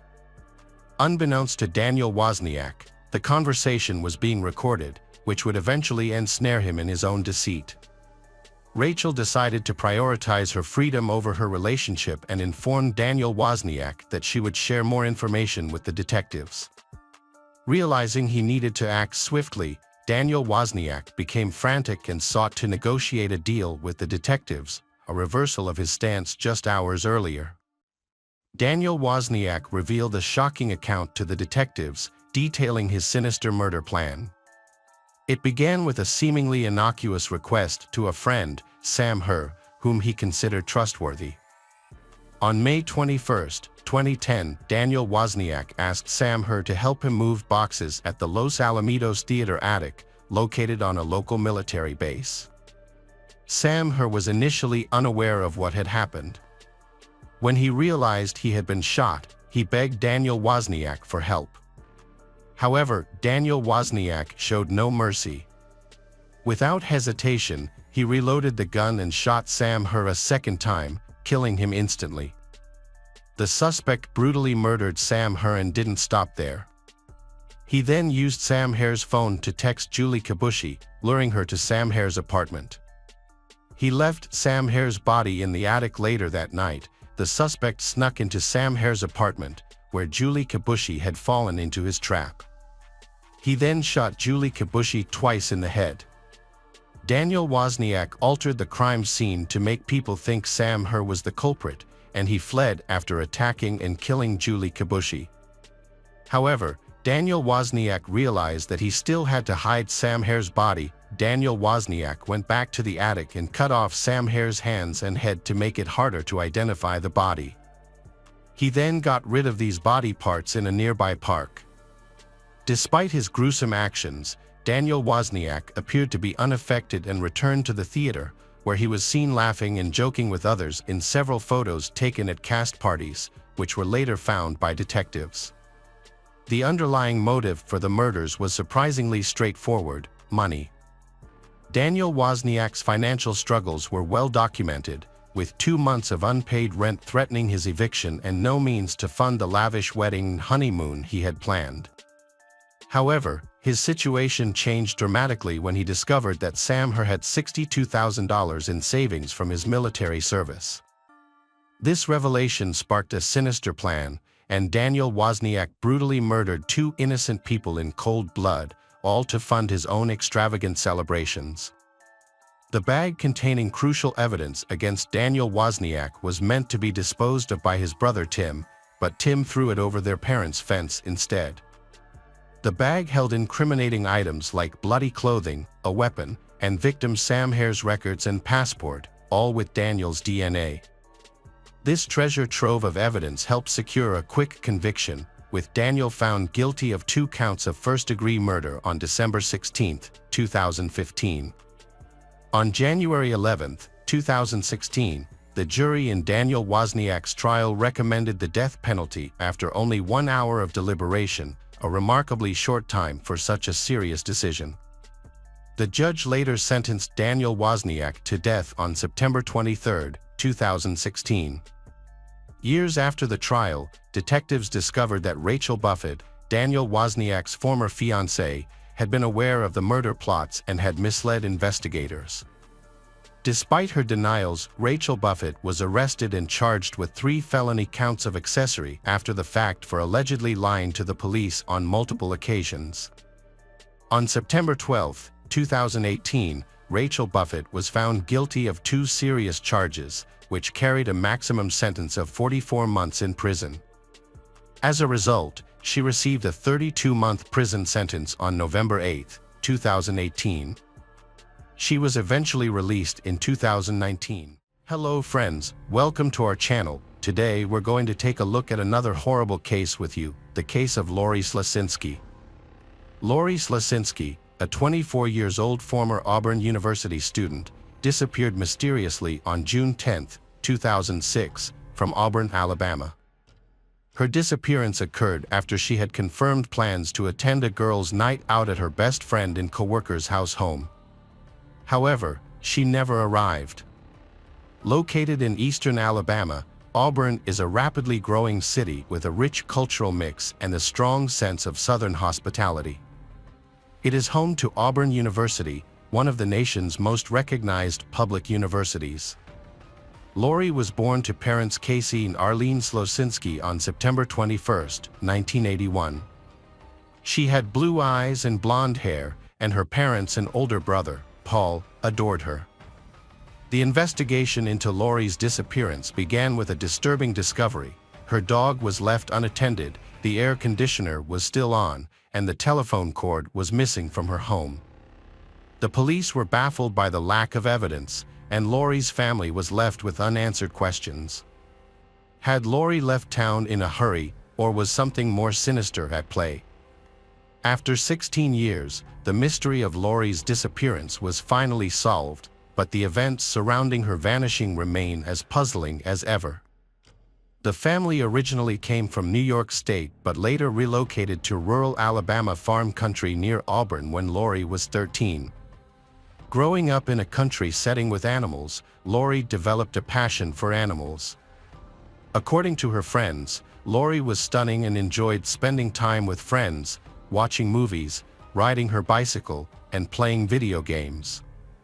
In addition to these leisure activities, she was diligent in her studies and received support from her family. After completing high school, Lori attended Auburn University, majoring in psychology with a minor in criminology. Her parents purchased a mobile home for her in a well-maintained house park popular with students, where she lived off campus with her cherished Yorkshire Terrier, Peanut. Lori maintained a close relationship with her family, and her mother would call her daily to check in. In 2005, Lori graduated with honors from Auburn University. Following graduation, she secured a job at the East Alabama Mental Health Center while still residing in the house park. She also made plans to pursue her master's degree in psychology in the near future. Lori's family was proud of her accomplishments, but they had no idea that something terrible was about to happen. On June 10, 2006, 24-year-old Lori planned a girls' night at her best friend Lindsey Braun's house. They intended to have a few drinks and watch a movie. Lori and Lindsey had met in their junior year at Auburn University and quickly became friends due to Lori's kind, charming, and outgoing personality. After graduating, they both worked at the same mental health facility, which strengthened their bond. At around 6:30 p.m. on June 10th, Lori called Lindsey to say she needed to stop at the store before heading over for their movie night. Unfortunately, Lori never arrived. Lindsey became worried when she didn't hear from Lori again that night or the next day. She called Lori multiple times and left messages on her home answering machine, but Lori never responded. When Lori didn't show up to work on Monday, June 12th, Lindsey's concerns escalated. It was highly unusual for Lori to miss work without informing anyone. After Lori failed to show up to work on Tuesday, June 13th, Lindsey and another colleague visited Lori's home to check on her. When they arrived at the house, Lindsey found the door unlocked and the air conditioning on, which was unusual. Although Lori was nowhere to be found, her dog, Peanut, was in his crate, looking well-fed and content, as if someone had been caring for him. Surprisingly, his crate was clean, despite Lori having been missing for several days. Lindsey felt a sense of unease as she realized it was unusual for Lori to leave her beloved pet alone and unattended. She recalled that Lori had placed 3 rugs on her kitchen floor because the dog refused to walk on the tile. However, when Lindsey entered Lori's home later that day, the rugs were missing, along with the outside trash can. On the same day, June 13, 2006, Lori's mother, Arlene, received a call from Lori's workplace, informing her that Lori had missed work for 2 consecutive days. Arlene immediately tried to contact Lori but was unable to reach her. Growing concerned for her daughter's well-being, Arlene left for Auburn after alerting her husband, Casey, about Lori's disappearance. Upon arriving at Lori's house, Arlene encountered a disturbing scene. The door was slightly ajar, and Lori's bed was perfectly made, but there was no sign of Lori. Her car was also missing. A closer inspection revealed that several items were gone, including the kitchen rugs, a pillow from the couch, a Galileo thermometer, a green trash can that usually held a rake and shovel, and the phone cord for the landline. Arlene's alarm grew as she realized that something was horribly wrong. She officially reported her daughter missing, holding on to the hope that Lori would eventually show up. As the initial investigation into Lori's disappearance began, police searched her house home but found no significant evidence linking to a suspect. However, they did notice signs of a struggle, scuff marks on the wall, and semen on her bedsheet. Additionally, traces of blood were discovered on the doorknob, and a coat hanger and a single golden hoop earring were also found at the scene. On June 10, 2006, police recovered surveillance footage showing Lori stopping at a Walmart in Alabama. This was the last known sighting of her, and no one had any idea what happened to her after that. Later that afternoon, Lori's mother, Arlene, received a phone call from one of Lori's friends, 25 years old Rick Ennis. Ennis claimed that he had met Lori on the day she went missing and thought she might have gone to make a drug deal. However, Arlene was skeptical of his story, despite knowing Ennis from when Lori invited him to spend Christmas with their family in 2005. Arlene couldn't believe that Lori would be involved in drug dealing and thought Ennis was lying, but she didn't know why he would make up such a story. Police received crucial information from Ennis himself. However, before they could investigate further, Lori's car was found engulfed in flames on a dead-end street near a bowling alley where Ennis used to work. This discovery, made on June 14, 2006, 4 days after Lori's disappearance, shifted the investigation from a missing persons case to a potential homicide. Unfortunately, the fire destroyed any potential evidence inside the car. Investigators found a hand-rolled cigarette near the vehicle and a gas can in the nearby woods, but Lori was not inside the car. Lori's family was devastated by the discovery, and they feared the worst. The only lead was the information Ennis had provided to Arlene. When questioned, Ennis repeated his story, adding more details. He claimed he and Lori grew marijuana together and speculated that she might have gone to sell her share.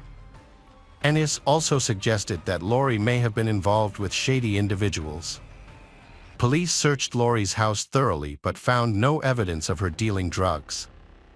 During the investigation, they noticed scratches on Ennis's hands and arms, which he attributed to his dog.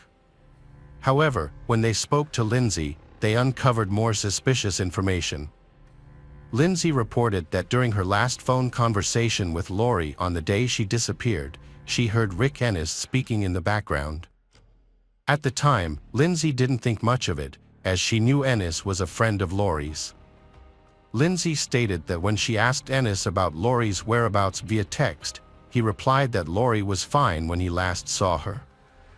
Additionally, Lindsay told investigators that before Lori went missing, Lori mentioned that Ennis had written her a love letter, but Lori did not feel the same way. Lori had planned to talk to Ennis about her lack of romantic interest in him. Later, it was discovered that Ennis had told his friends about the love letter and Lori's rejection. When confronted with this new information, Ennis admitted to meeting Lori hours before her disappearance but claimed she was fine getting ready to go shopping when he left her house. However, investigators found inconsistencies in Ennis's statement, which raised suspicions. As a result, Rick Ennis became the prime suspect. The investigation led to a search of his car, where a knife, cleaning supplies, and handcuffs were found. Investigators kept collecting evidence by looking into Ennis's past, but they were about to encounter some unexpected surprises. Looking into Rick Ennis's dark past, investigators found that at the age of 12, he had murdered his mother and stepfather. The incident occurred on March 3, 1993, in North Montgomery, Alabama, where the family resided in a house. Ennis's mother, known for her kind and church-going nature, was first shot in the face and then beaten to death with a baseball bat. His stepfather, Eddie Joe Flowers, nicknamed Elvis due to his resemblance to the musician, met a similar fate. Upon returning home from work, Eddie was shot in the face with a shotgun by Rick. Following the murders, Ennis took the family car and crashed it into a fence along the highway. Alabama State Trooper John Clark encountered Ennis walking along the highway and inquired about his parents' whereabouts. Ennis confessed to killing them. A search of his backpack revealed a kitchen knife and ammunition for a 12-gauge shotgun and a .22 caliber. When questioned about his motives, the 12-year-old Ennis showed no emotion and explained that he was upset about his parents' plan to move, which would require him to change schools. Investigators believe Ennis lived with the bodies for 2 days, during which time he continued to attend school. He also confessed to planning to kill his 3 stepsisters, which shocked investigators. However, because of his age, he was tried as a minor and sentenced to 9 years in jail for the double murder. After his release, he moved to Auburn, where he met Lori Slasinski. Following Lori's disappearance, Ennis was the primary suspect, but without direct evidence for Lori's body, he couldn't be charged. Ennis left Auburn shortly after speaking with detectives and eventually settled in Huntsville, Alabama, in 2007. By then, Lori's case had gone cold. In Huntsville, Ennis moved in with Abram Sissons, telling him that he had kitchen rugs given to him by a woman from Auburn who had vanished, but didn't mention her name. Abram didn't suspect anything out of the ordinary about his conversations with Ennis until he discovered Ennis's dark past. At that point, Abram asked Ennis to leave right away. Later, Abram reported that his apartment was completely trashed when he returned. However, police were able to recover the rugs, and one of them tested positive for Ennis's blood. Abram also mentioned that he had seen a Galileo thermometer in Ennis's room before Ennis moved in with him, the same type that was missing from Lori's home. Unfortunately, even with this new information, the police were still unable to connect Ennis to Lori's murder at that time. As their main suspect remained at large, the case went unsolved, leaving Lori's distraught family waiting for answers. Years went by with no updates on the case. Then, in 2016, Mark Whitaker, a special agent with the Alabama State Bureau of Investigation, launched a cold case unit and reopened Lori's case. Alongside his team, including his longtime partner Agent J.W. Barnes, Lori's case was their top priority, and they began re-examining the evidence. They started sending evidence to forensic labs for testing and conducted multiple interviews. After re-examining the evidence, Ennis became the main suspect. Agent Mark suspected Ennis due to his past, but needed more evidence to prove his guilt. In a surprising turn of events, Agent Barnes discovered a crucial piece of evidence while reviewing old files. He found an unopened report from 2006 containing test results from Lori's house. The results revealed Rick Ennis's DNA on Lori's bed sheet and the front door. With all the evidence compiled, investigators built a strong case against Ennis, leading to an indictment in 2018. At that time, Ennis was living in Pilot, Virginia, engaged to Elena Atkinson, and working for a company that built portable living structures called yurts. On August 6, 2018, Rick Ennis was arrested by U.S. Marshals on his 38th birthday, 12 years after Lori Slasinski's disappearance from Auburn. The arrest brought relief to Lori's family but shocked Ennis's fiancée and co-workers. Initially charged with 2 counts of capital murder. The trial started on April 1, 2022. The prosecution presented evidence linking Ennis to the crime, including a cigarette but with his DNA found in Lori's bed sheet. However, the defense suggested that the police might have taken the cigarette from Ennis's home and planted it at the crime scene to frame him. The defense also attempted to discredit Lori Slasinski by implying she was involved in drug dealing, which could explain how Ennis's DNA ended up on the bed sheet. Ennis claimed he had consensual sex with Lori before she disappeared, suggesting they were intimate despite Lori previously rejecting his advances. Nevertheless, his account lacked credibility, especially after two additional witnesses came forward with crucial information. One of his former co-workers in Alabama, Jeremy Brooks, stated that Ennis called him on June 9, 2006, the day before Lori's disappearance. Ennis asked Jeremy to bring him gas and let him keep the gas tank, but Jeremy refused. According to Jeremy, Ennis claimed he had run out of gas and needed help getting some. Later, after Lori's burned car was found, a gas can matching the description of one missing from Ennis's workplace, a bowling alley, was discovered. Another former co-worker, Terry Booth from South Carolina, shared a disturbing experience she had with Ennis years earlier. When asked why he moved from Auburn, Ennis told her he had to dispose of a body. Although Ennis's comment was initially thought to be a joke, his arrest for Lori's murder proved it was not.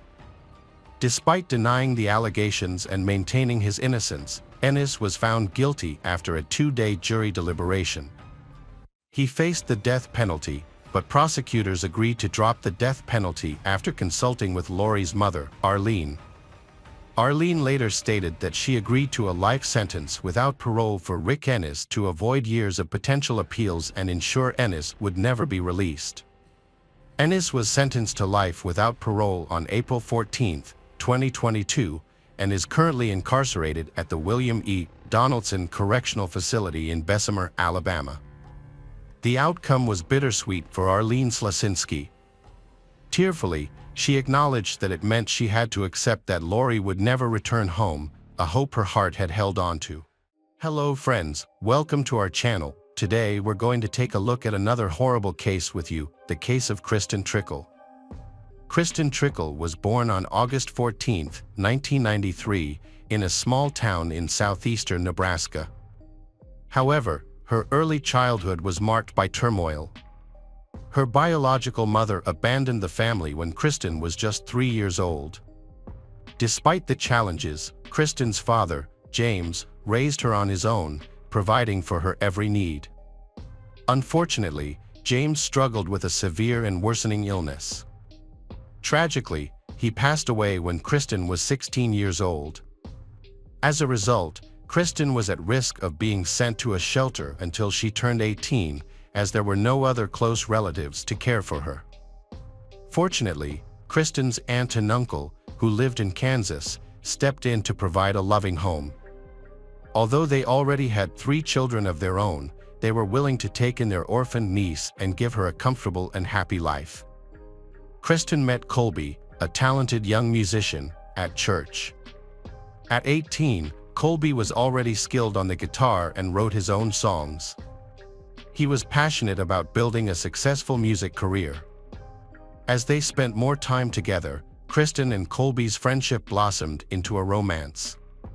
Colby's charming personality and musical talents captivated Kristen, and he often wrote songs for her.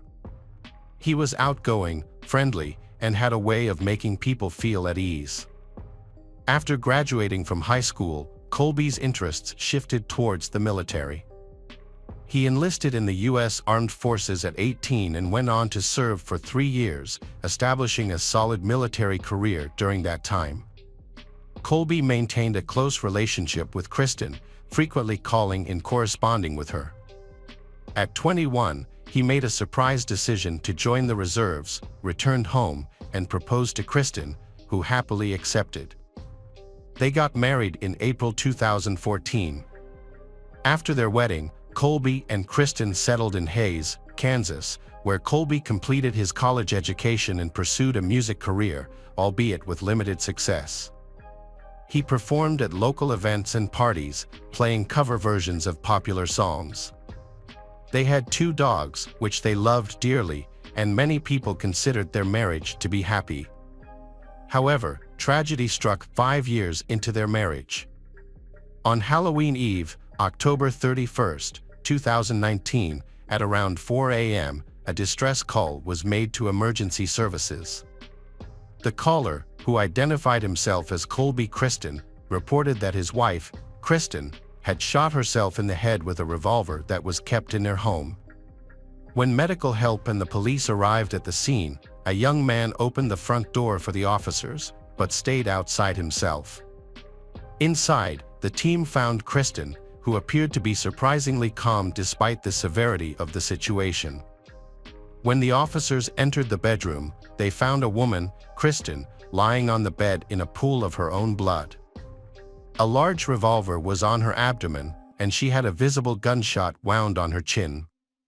At first, it seemed like she had already died, but surprisingly, she moved her hand, and an officer detected a weak pulse and breathing. The officers moved Kristen to the adjacent room to position her on the floor for resuscitation attempts. Despite their efforts, Kristen had died by the time the ambulance arrived, and the medical team confirmed her death. Sergeant Brandon Hotman went outside to inform Colby, Kristen's husband, that she had passed away. Colby repeatedly asked if Hotman was sure, and when he was told the truth, he broke down in tears. However, his behavior and tears seemed insincere, given that just minutes earlier, he had been chatting casually with other patrolmen about video games. At first glance, the scene suggested that she had taken her own life, but experienced detectives quickly suspected that something was amiss. It was the eve of Halloween, and she had been preparing for the celebration, which made her apparent decision to end her life all the more puzzling. The detectives found handmade costume decorations on her vanity and themed treats in the kitchen, including lollipop bats and ghosts, gummy worms, and other sweets. This suggested that she had been looking forward to the holiday, which made her death even more unexpected. She was found nearly undressed, wearing only her underwear, which was unusual.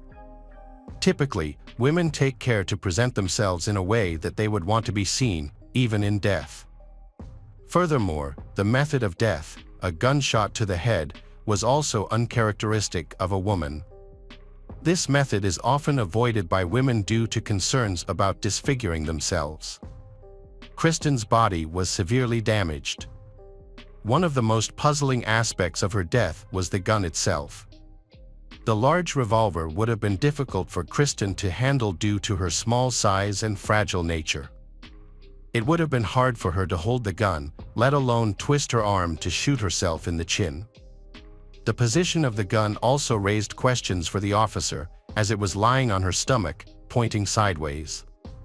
Kristen's husband later explained that after finding her, he too had considered taking his own life. He held the revolver to his temple but then changed his mind and called emergency services, hoping to save his wife. At the scene of the crime, detectives were surprised when the victim's phone, which was sitting on a nightstand, rang with an alarm. It turned out that she had set the alarm to remind herself of plans for the morning, but it seemed that she had changed her mind and taken her own life during the night. This unusual detail raised suspicions, and detectives thought that someone might have staged the scene to look like a suicide. As a result, the victim's husband, Colby, became the main suspect and was asked to come to the police station for questioning. He agreed to go willingly. When Colby arrived at the police station, he seemed upset but not overly distraught. He remained calm and confident as he explained what had happened the previous evening. According to Colby, his wife Kristen, a manager at Walmart who was expecting a promotion, had come home from work and they had played video games together. Then, he went to bed early because he wasn't feeling well. Kristen had gone to the kitchen to finish preparing holiday treats, leaving Colby to sleep. But in the middle of the night, a loud bang jolted Colby awake. The sudden noise left him dazed and disoriented, his ears ringing, and he couldn't see anything in the darkness.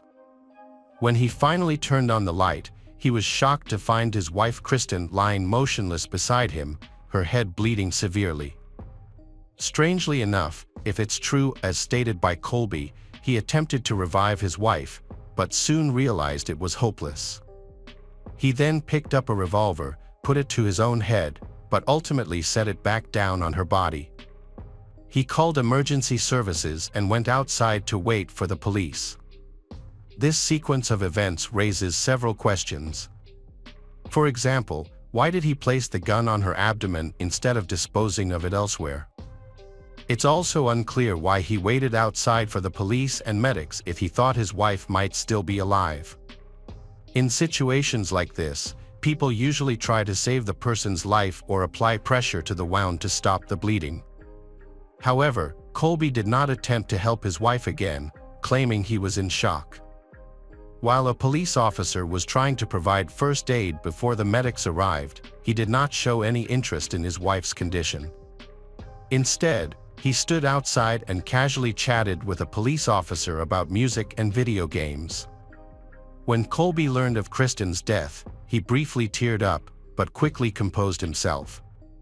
At the police station, he answered routine questions, including whether Kristen had life insurance, which he denied. However, he mentioned that he was eligible for minor payouts from his time in the armed forces. During the conversation, Colby began boasting about his military accomplishments, claiming to have worked in intelligence and participated in special operations worldwide. Despite sounding credible, Colby's claims were largely false.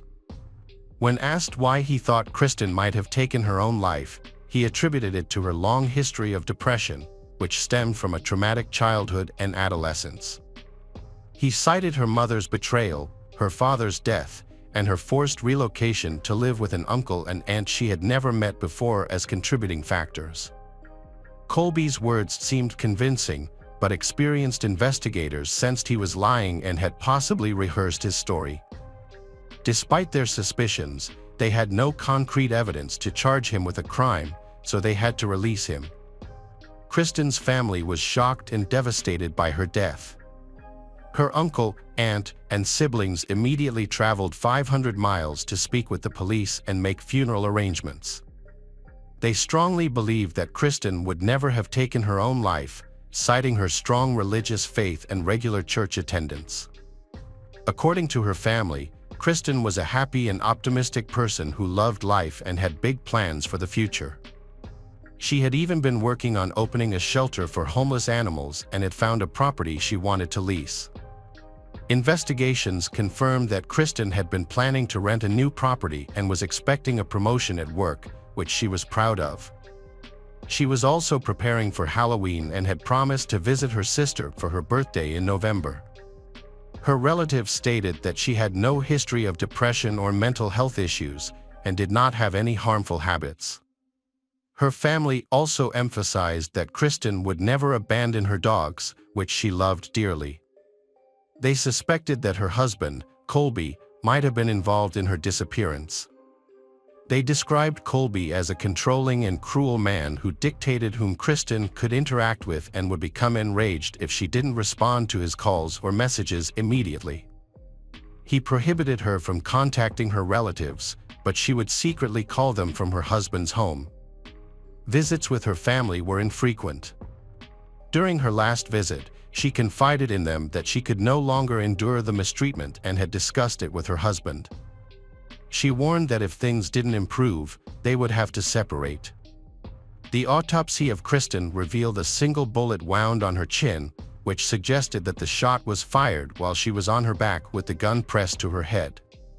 While it was possible that she could have shot herself, it would have been very difficult to do so. There were no signs of struggle or resistance on her body.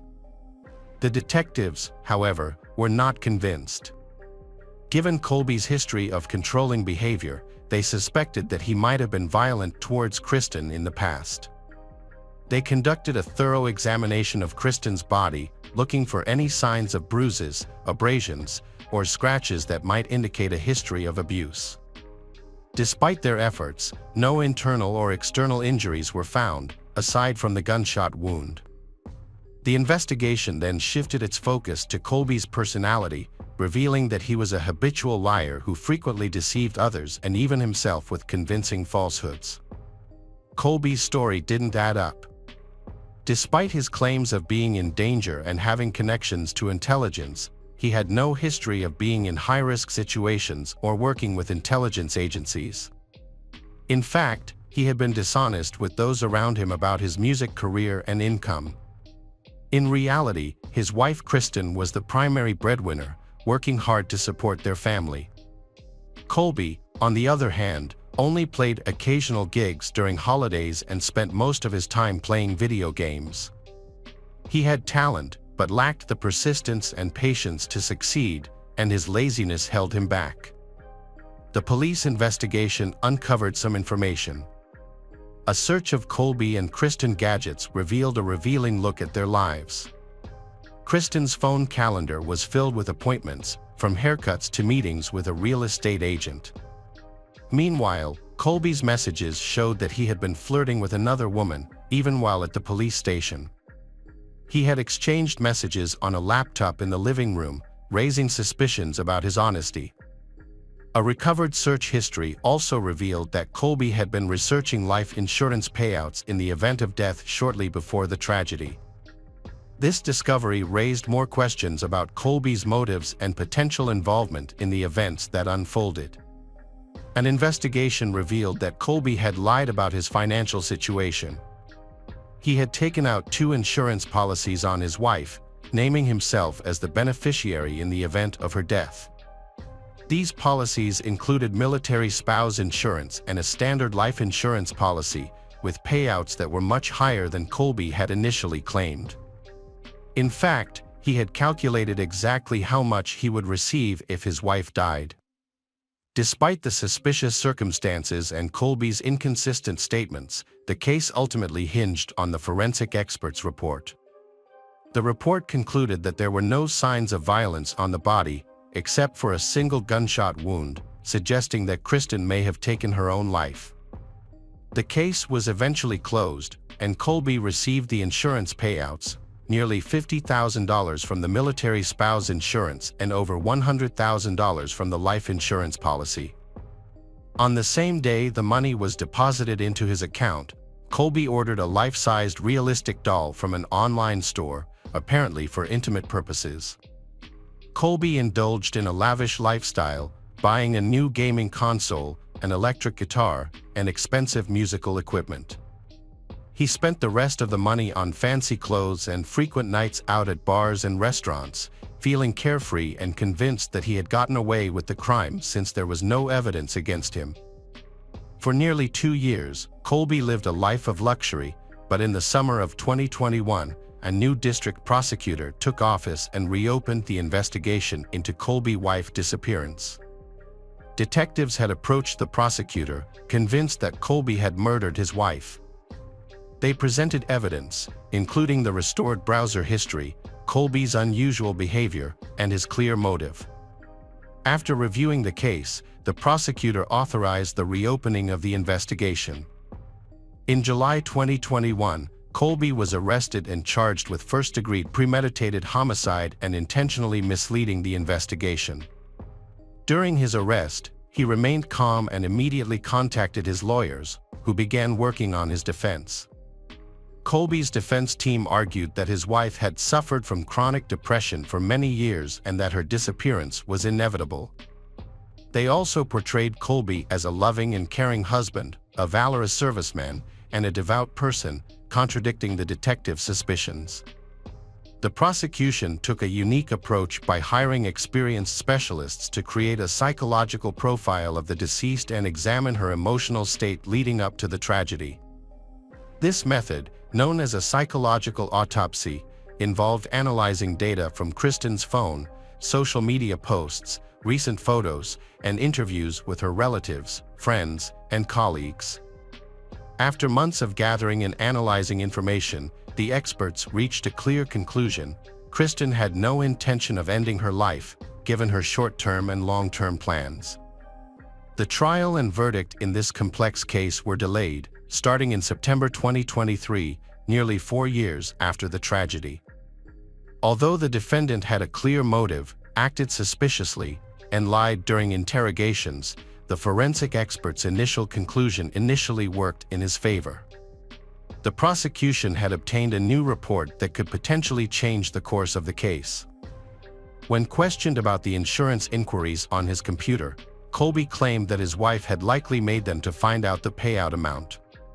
However, the timing of the requests contradicted his statement, as his wife was at work at the time, confirmed by surveillance footage.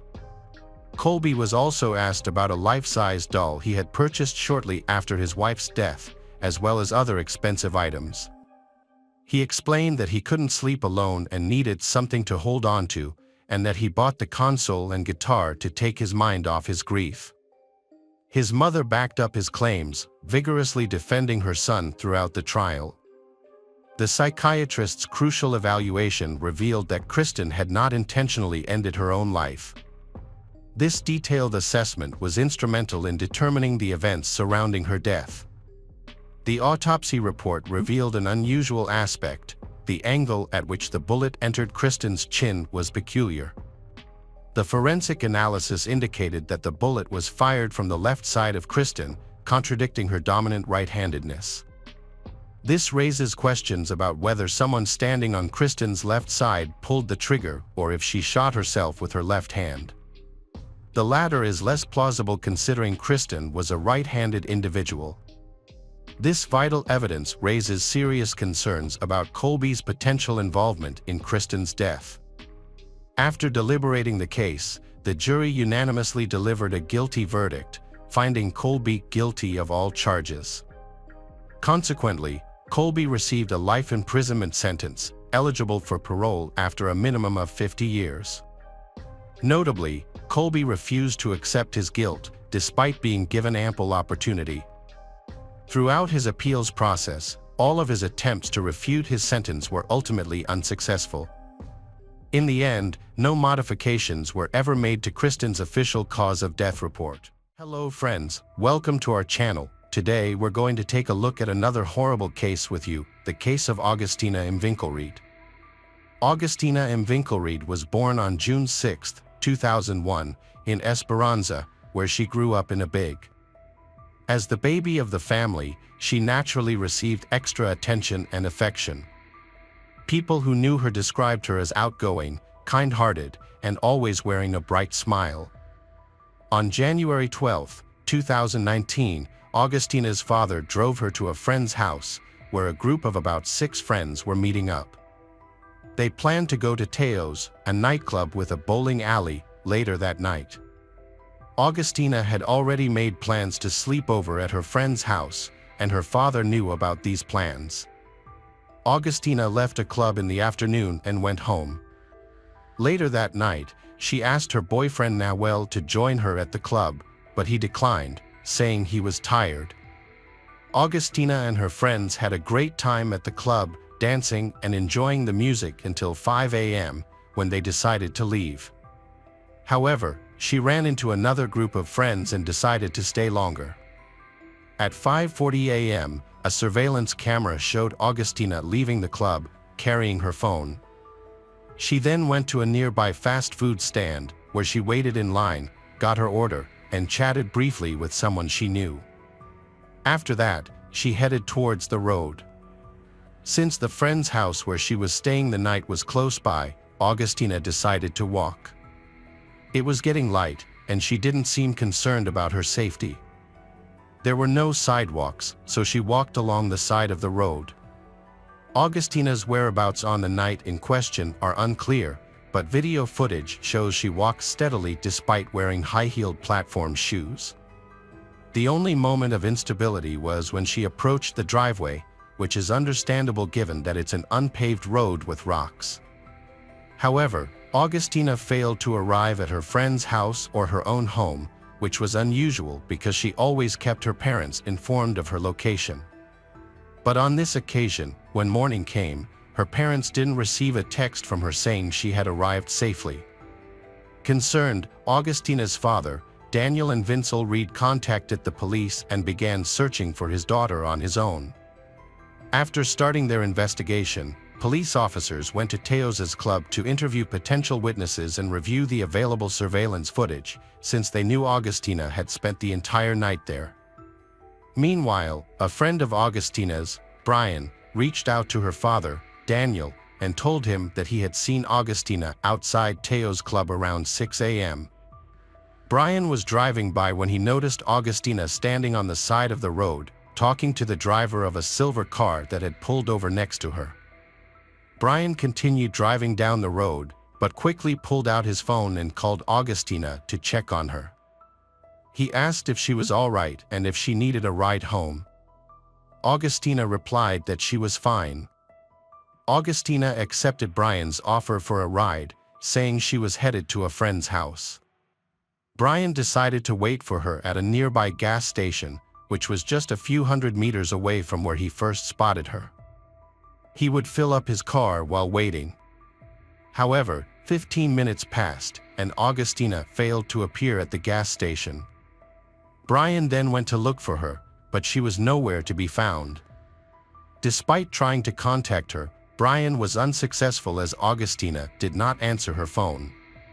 At the time, Brian didn't think much of it, assuming that Augustina had simply gone straight to her friend's house and forgotten that he was waiting. The main clue in this situation was the silver car. Although Brian couldn't identify the exact brand and model, he described it as fairly old.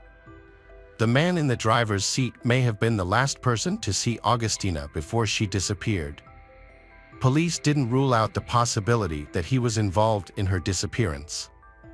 They tracked her cell phone signal and found that the last recorded signal was from a tower near the Taos Club. The search team focused on the vacant lots and fields around the club, which is on the outskirts of town. A nearby gas station was the only business with surveillance cameras along the road Augustina was walking on. Daniel, Augustina's father, reviewed the footage to see if his daughter had passed by the gas station. Since her friend's house was nearby, it's likely that Augustina would have walked past the gas station. The attendant showed Daniel the footage after he explained the situation and asked for help. The camera had recorded footage from that morning, but the attendant almost lost his job as a result. Later, the gas station owner fired the employee for letting someone watch the security footage without permission. However, when the townspeople found out, they boycotted the gas station, which led the owner to rehire the employee and apologize. Daniel reviewed the gas station's footage and couldn't find his daughter on it. It seemed Augustina never made it there. But the footage did show an old silver car, the same one Brian had described earlier, passing by the gas station around the time Augustina was walking on the road. The car was a Renault, and Daniel identified its owner as Pablo Trianfini, a 39-year-old garbage collector who lived nearby. Pablo had no prior convictions but had been on the police's radar several times. The first incident occurred in 2017 when Trianfini's ex-wife reported him to the police for physical abuse, leading to a court order that banned him from approaching her. He was arrested again in the same year for violating this order. After reviewing the surveillance footage, the police identified the silver car. However, upon learning that Daniel had already seen the video, they worried that a violent attack might occur and rushed to Pablo Trianfini's residence. When they arrived, they found a crowd gathered outside, shouting, "Where is Augustina?" The crowd dispersed after the police arrived, and someone informed the officers that Trianfini was inside the house. Trianfini had peeked out, but upon seeing the hostile crowd, he retreated back inside and locked the door. The police did not have sufficient reason to forcibly enter the house, so they requested a search warrant. While waiting for the search warrant, the police cordoned off the house to prevent Trianfini from escaping. Around midnight, an officer checked the yard and discovered that Pablo Trianfini had died. The officer rushed to assist, but it was too late, and Trianfini was deceased. Such a turn of events made Pablo Trianfini's involvement in Augustina's disappearance clear. However, after searching his house and car, the police still found no evidence. Trianfini attempted to deflect further suspicion by using a rope, but its purpose was unclear. As the police searched Trianfini's house, his neighbor approached them. The neighbor stated that earlier that day, Pablo had borrowed a shovel, claiming he needed to dig for earthworms for a fishing trip. About 30 minutes later, Trianfini returned the shovel and made a comment that struck his neighbor as odd. He thanked the neighbor and said, "Thank you, I don't know if I'll ever see you again." Witnesses reported seeing Trionfini leave his house multiple times on Sunday, riding his bicycle while carrying a shovel. This behavior suggested that Augustina might no longer be alive.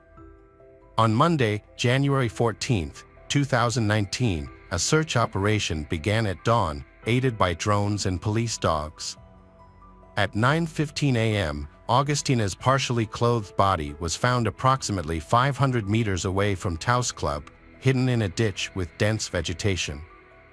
The forensic investigation revealed that Augustina had fiercely defended herself, resulting in defensive wounds on her hands and her attacker's skin under her fingernails. DNA analysis confirmed that Pablo Trionfini was the perpetrator. The cause of death was determined to be strangulation. The circumstances surrounding Augustina's entry into Trionfini's car remain unclear. It is unknown whether she was coerced or accepted a ride voluntarily. With both parties now unable to share their accounts, the truth may never be fully known.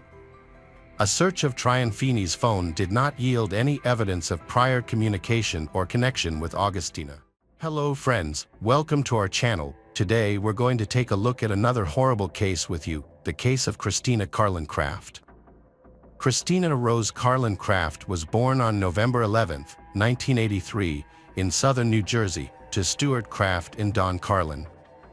From a young age, she enjoyed being in front of the camera, whether it was being photographed or videotaped. After graduating from high school in Linwood in 2000, Christina worked as a waitress in southern New Jersey and later at the Borgata Hotel Casino and Spa in Atlantic City. Although she had a stable job, her true aspiration was to become a model. Christina's determination eventually paid off, and she achieved some success in the modeling industry. In her promotional materials, she expressed her love for posing in elegant lingerie and swimwear. According to Eva Waltz, a friend Christina met while working on a 3-day photo shoot for Maxim magazine, Christina was a charming and beautiful person with a great sense of humor. With her dark hair and blue eyes, she embodied the qualities of a fashion model. Christina's ultimate goal was to appear on the cover of Playboy. In 2003, while still working as a waitress at the Borgata Casino, Christina met Alex Caiatelli, and they soon began dating. Alex supports Christina's ambitions and never hindered her career. They got engaged after a long relationship. During this time, Christina became Cyber Girl of the Month in May 2009, earning an invitation to the Playboy Mansion, where she attended exclusive events and experienced luxury. At the height of her career, Christina's ambitions soared, particularly after meeting Hugh Hefner. Unfortunately, despite her efforts, she failed to secure a modeling contract with Playboy magazine, a highly competitive opportunity that only one girl among thousands of applicants can attain. Christina faced significant obstacles in becoming a top model at that time. One major issue was her age. At 26, she was considered too old for certain magazines that typically feature younger models. Despite this, she continued to work hard, landing jobs with prominent companies like Redken, Maxim, Victoria's Secret, and Vanity Fair. Determined to advance her career, Christina moved to New York with her boyfriend Alex. However, her decision to pose for Playboy proved to be a setback. Many brands were hesitant to work with her after the explicit photo shoot, and her career began to decline. Eventually, it came to a complete halt. It was a challenging time for Christina, but she was grateful to have Alex's support to help her through it. Christina was a woman known for both her physical beauty and her controversial behavior. In 2016, she caused a disturbance at the Smith, a New York restaurant. Following the incident, the New York Post published several articles about what had happened. According to law enforcement sources and court documents, Christina Carlin Craft, 34, was dining at the Smith with a male friend on March 6 when an argument broke out over the bill. The man refused to pay, and the manager, Sergei Anikin, intervened. Christina, who was reportedly intoxicated, claimed the manager had pushed her, but a video of the incident showed that was not true.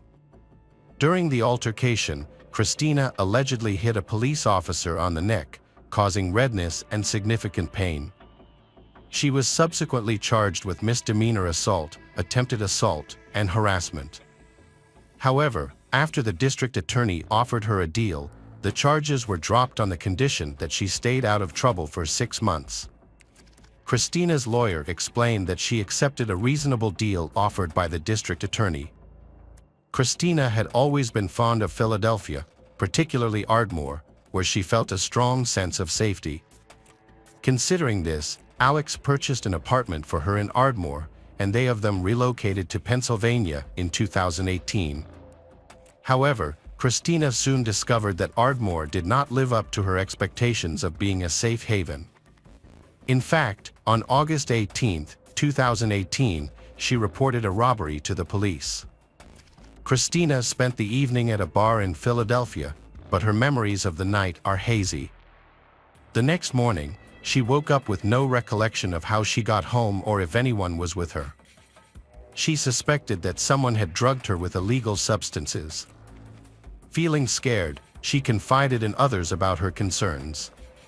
Her partner, Alex, was away on a business trip at the time, which added to her anxiety. The police investigation into the incident uncovered CCTV footage that showed a car arriving at Christina's apartment building around 3 a.m. The footage revealed that Christina was unconscious in the back seat. The driver, who was later identified as the perpetrator, took Christina's keys from her purse and entered her apartment. Once inside, the thief stole over $50,000 worth of valuables, including jewelry, designer handbags, sunglasses, a credit card, and personal documents. The perpetrator spent about an hour and a half in Christina's apartment before returning to the car. He then helped Christina out of the vehicle and into her apartment building, leaving her in the hallway. The thief put the keys back in Christina's purse and drove away, leaving her disoriented and frightened. The police were able to identify the perpetrator of the robbery with the help of a credit card statement. The culprit was Andre Melton, a man with a prior criminal record. At the time of the robbery, Melton was driving a rented 2018 Kia Sorento with a Virginia license plate. Witnesses reported seeing the same car near Christina's house on August 17, a sighting confirmed by police using specialized license plate recognition software. As the police searched for Melton and worked to recover Christina's stolen belongings, a far more serious crime occurred. On August 22, 2018, Alex Cayatelli called the police to ask them to check on his girlfriend, Christina Carlin Craft, as he was unable to contact her. When he arrived home, he found the apartment door locked from the inside. A review of the security system revealed that someone had opened the front door and balcony door overnight. The police were forced to break down the front door to gain entry. Upon entering the apartment, they immediately discovered a crime scene, with a body on the bed covered in a blanket and blood visible. Christina Carlin Craft's brutally beaten body was discovered under a blanket. She had suffered severe injuries, including a broken nose and strangulation marks on her neck. When Christina's identity was confirmed, the news of her death was devastating to Alex. As the police investigated further, they couldn't rule out the possibility that Alex might be involved in her murder. After all, the closest people to the victim are often the prime suspects. Christina and Alex had a long history together, and anything could have happened between them. The fact that Alex had called the police to express his concern about Christina, only to have her body discovered shortly after, raised suspicions. It was possible that Alex had staged his concern to divert attention from himself. The detectives asked him to accompany them to the police station for questioning, and Alex agreed without hesitation. Alex told investigators he had to return to New York for urgent work on August 21. On August 22, at 2:30 a.m., he called Christina to say goodnight, but she didn't answer. Since Christina was always awake at that hour, Alex grew concerned. He called her several more times, but got no response. He then checked the security system and found suspicious activity at the apartment that night. Alex decided to put his business on hold and return to Ardmore immediately. The police believed Alex's story and ruled him out as a suspect, as it was impossible for him to be in two places at once. His alibi checked out, and the police cleared him of any involvement in Christina's death. The main suspect in Christina's murder was initially Andre Melton, who had previously stolen valuables from her apartment. It's possible that he returned to the apartment to steal again, but his plan was foiled when Christina caught him. Alternatively, he may have discovered that she had reported him to the police and sought revenge. On August 22nd, the day Christina's body was discovered, the police obtained an arrest warrant for Andre Melton. When they went to his residence, they found some of Christina's belongings, but Melton was nowhere to be found. However, surveillance footage from the night of the crime revealed that Christina had returned to her apartment with an unknown man at 3:08 a.m., but it wasn't Andre Melton. Further analysis of the footage showed that the unknown man did not leave the apartment. To investigate further, police reviewed CCTV footage from the streets of Ardmore and discovered that Christina had visited a bar in Philadelphia before returning to her apartment. At the bar, investigators found footage of Christina meeting a man who later hugged her, the same man she had returned to her apartment with. Christina and a new acquaintance hailed a taxi after leaving the bar. Detectives tracked her movements to rebuild the timeline of events leading up to her death. They eliminated Melton as a suspect since he wasn't with her that day. They still had to determine if her death was connected to the earlier robbery or just a coincidence. On August 25th, the police got a new lead. Andrew Sanford, the taxi driver who drove Christina and her companion that night. He reported that Christina and her friend had approached him, and they didn't use the taxi app. After agreeing on a fare, they got into the taxi. According to Sanford, the couple seemed affectionate and friendly, so they didn't raise any suspicions.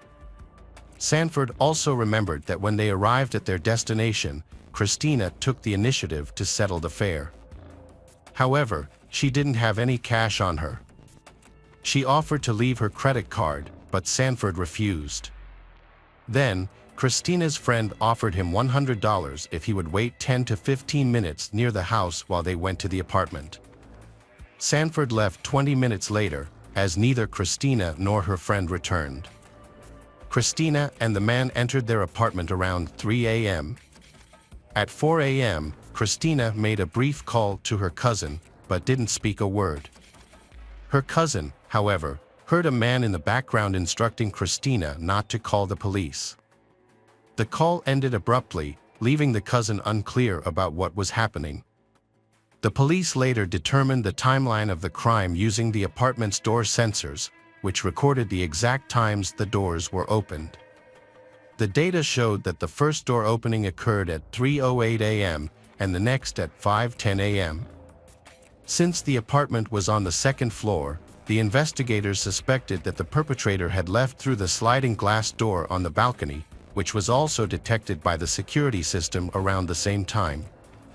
This explained why the surveillance cameras did not capture the moment when the man Christina met at the bar left the apartment.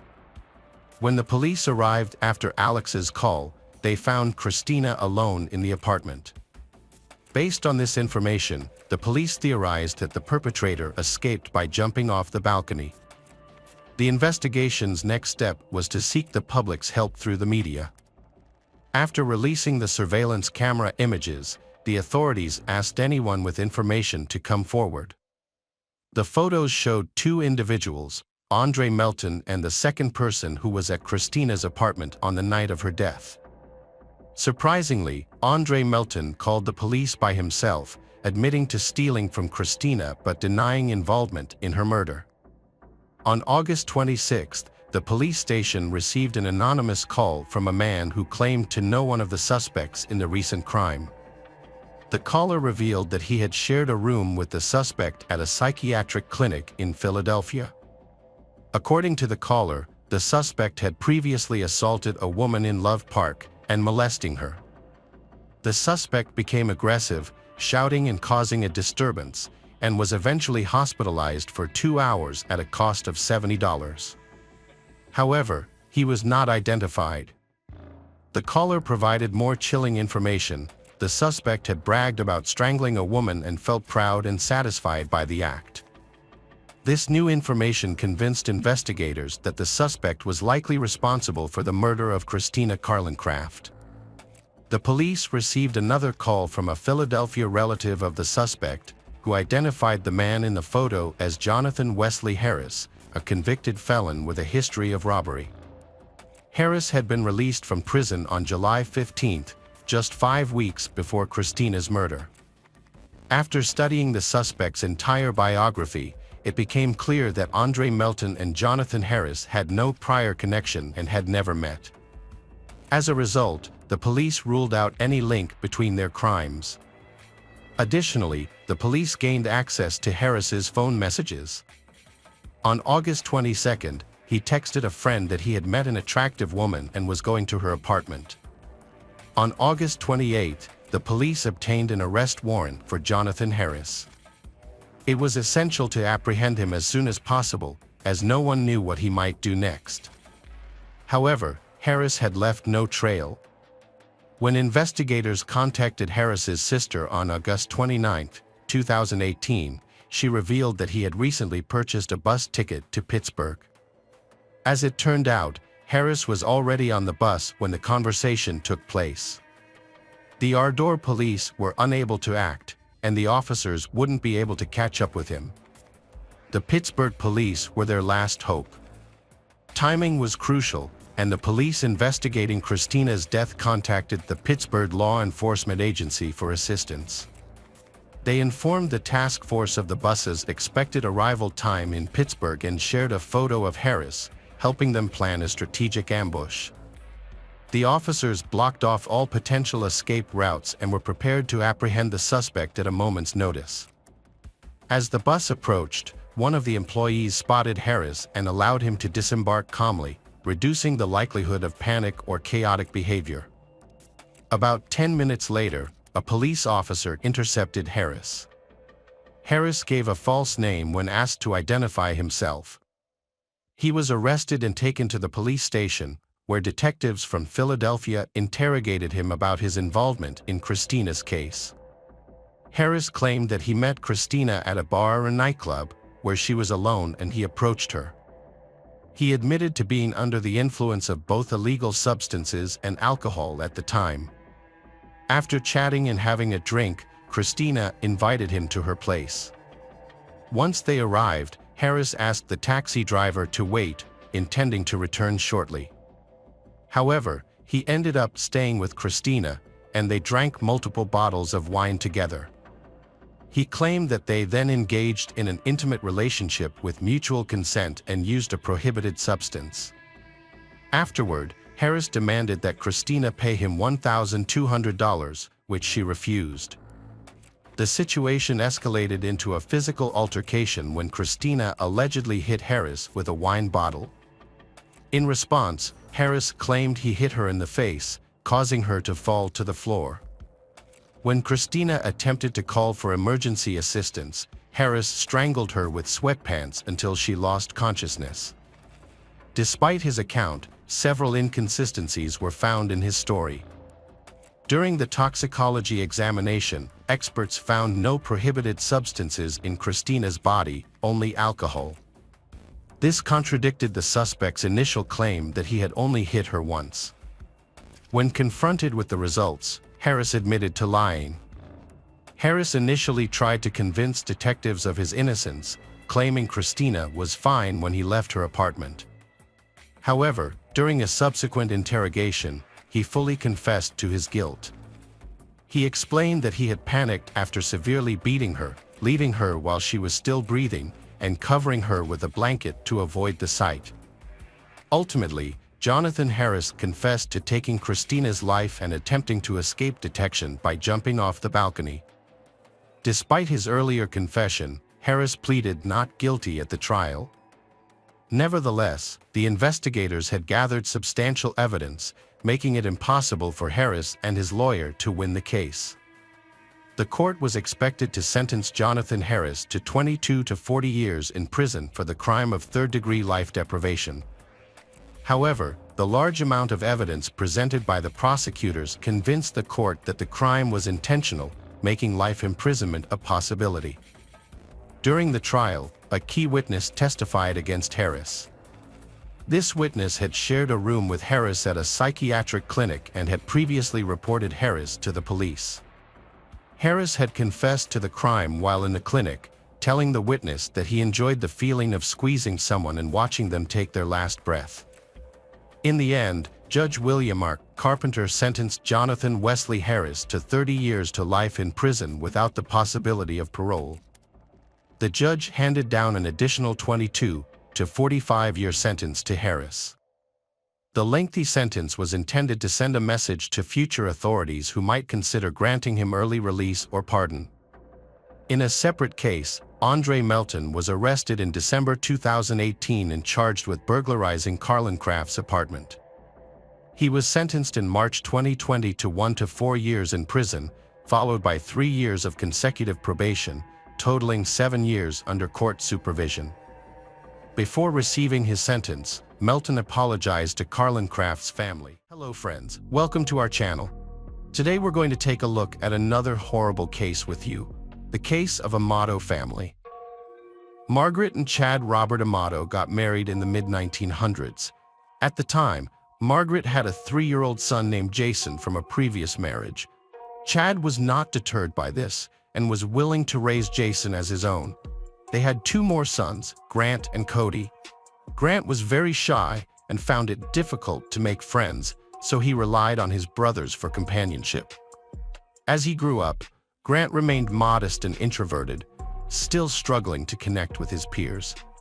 After their eldest brother Jason left home, Grant became especially close to Cody. The 2 brothers pursued medical degrees together and eventually became anesthesiologists. However, Grant often made mistakes and needed Cody to double-check his work. In August 2018, Cody took a break from work and decided to travel the world for a change of scenery. He dreamed of visiting Japan and invited Grant and their best friend, Jeremy, to join him on the journey. Grant became fixated on a mysterious webcam model named Sylvie, aka Sylvia Vanessa Lavova from Bulgaria, after meeting her on a website where he paid for private online interactions with various women. He began to believe that Sylvie genuinely cared for him and that they could have a real relationship. To ensure her loyalty, Grant spent thousands of dollars daily and showered her with expensive gifts such as lingerie and jewelry, which she would wear during their video calls. Desperate to impress Sylvie, Grant fabricated stories and lost touch with reality. He lied about living alone in a large house, owning a successful business, and having the ability to lavish her with money. To back up his claims, Grant sent her large sums of money, starting with a few thousand, then $10,000, and eventually $100,000 as a birthday gift. Grant's excessive spending from his parents' accounts eventually caught their attention. At first, he claimed it was for his online project, but Chad and Margaret soon realized he was lying.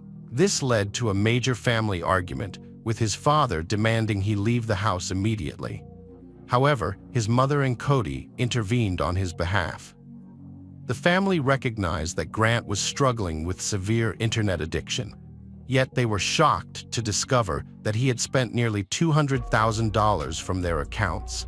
A search of his room revealed vials of potent substances, which Grant claimed he used to cope with the emotional strain. His parents decided to cut off his access to their accounts and planned to send him to a rehabilitation clinic for treatment of his drug and internet addictions. Feeling desperate, Grant threatened to end his life. He stormed out of the house, got into his car, and sped away. It was later discovered that Grant had driven to his aunt and uncle's house, damaging their fence and garage wall in the process. His relatives, aware of the turmoil within the Amato family, took pity on him and offered him a place to stay until things calmed down. Grant's parents asked him to stop seeing Sylvie, but he didn't listen. Instead, he stole thousands of dollars from his kind relatives to pay for his interactions with her.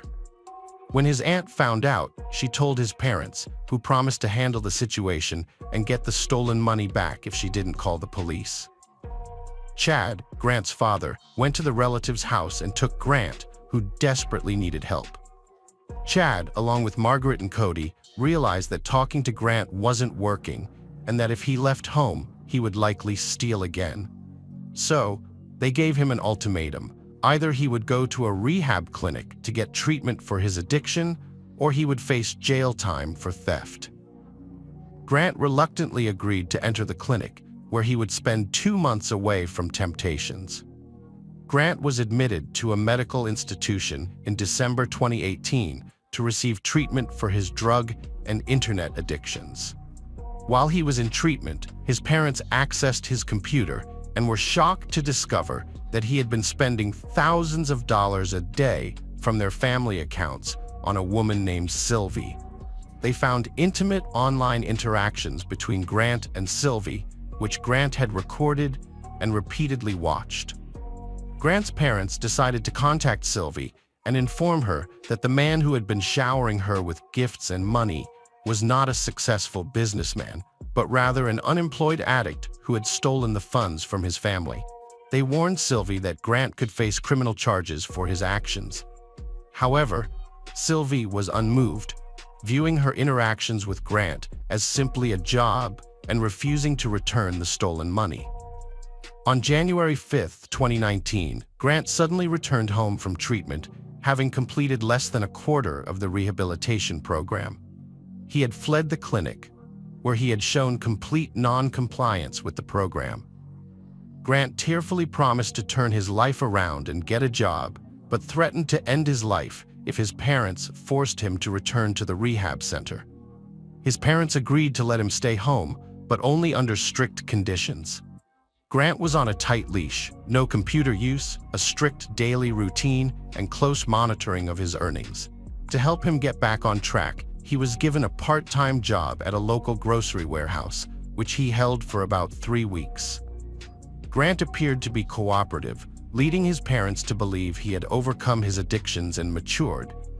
However, on Thursday, January 24, 2019, Grant convinced his mother to let him use the laptop for a short time to check his email and post his resume online, hoping to find a better job than his current warehouse position. Margaret trusted her son and allowed him to use the laptop, a decision that would prove to be a critical mistake. As soon as Grant got online, he tried to contact Sylvie, but he discovered that his parents had already exposed the truth about him to her. Feeling betrayed, Grant believed his parents had humiliated him in front of the only woman he loved, and he sought revenge. Grant's anger turned deadly when he remembered the guns his family kept at home. While his father had locked the main collection in a safe, Grant knew about another loaded gun kept in his parents' bedroom. This was the gun he decided to use to take brutal revenge on his family. Grant's mother was working on the computer in the home office when her youngest son, Grant, sneaked up behind her and shot her in the back of the head. She didn't even have time to turn around or realize what was happening. Next, Grant waited for his father to come home from work. As soon as he walked into the kitchen, Grant shot him twice in the chest. Grant then thought of an even more sinister plan. He decided to blame his own brother, Cody, who had always been supportive and helpful towards him, and was his best friend. Cody had moved out of the family home and was living with his girlfriend. Grant used his deceased father's phone to send Cody messages, telling him to come home right away because something terrible had happened. Grant gave his brother only a little information, trusting it would be enough to make him leave work immediately. Grant was right. Cody rushed home from work, even leaving early. As soon as Cody entered the house, he made his way to the bottom of the staircase that led to the second floor. But before he could go any further, he was shot and fell to the ground. Cody didn't die right away. He had time to understand the terrible situation he was in, but he was unable to do anything to change it. Grant murdered his family and then carefully covered his tracks. He wiped his fingerprints from the pistol, placed it in his brother's hand to frame him, and left it next to the bodies to make it seem like Cody had killed their parents and then taken his own life. Grant then calmly packed his belongings, downloaded incriminating video files from the computer, and even sent a text to Sylvie to tie up loose ends. He loaded his essentials into the car and drove away. However, the police quickly tracked him down and arrested him at a small motel in Orange County just over a day later. Grant was more disappointed than surprised, but he vehemently denied any involvement during his interrogation. Grant fabricated outlandish stories about his father's alleged cruelty towards him, his mother, and brother, claiming his father tried to keep him apart from his girlfriend Sylvie, whom he claimed to truly love. His account of the events on the evening of January 24, 2019, was confusing, inconsistent, and lacked credibility. Grant claimed that his brother Cody got into a fight with their father, grabbed a gun, and accidentally killed Chad and Margaret. However, Grant wasn't present during the incident and only pieced together the events based on what he thought might have happened. Grant said he was kicked out of the house by his father and spent the night in his car. The next morning, he drove away without knowing what had occurred at home. However, his story had many inconsistencies and didn't add up. The evidence suggested that Grant was the one who had killed his family members. As a result, Grant was arrested and charged with the murder of his father, brother, and Margaret. He was held in custody on a $750,000 bond, which he couldn't afford to pay. The trial began on July 15, 2019. Almost all the witnesses who testified, including Grant's brother Jason, relatives, and Cody's friend Jeremy, spoke against Grant. Those who knew him described Grant as a person with addiction problems, a compulsive liar, and a thief.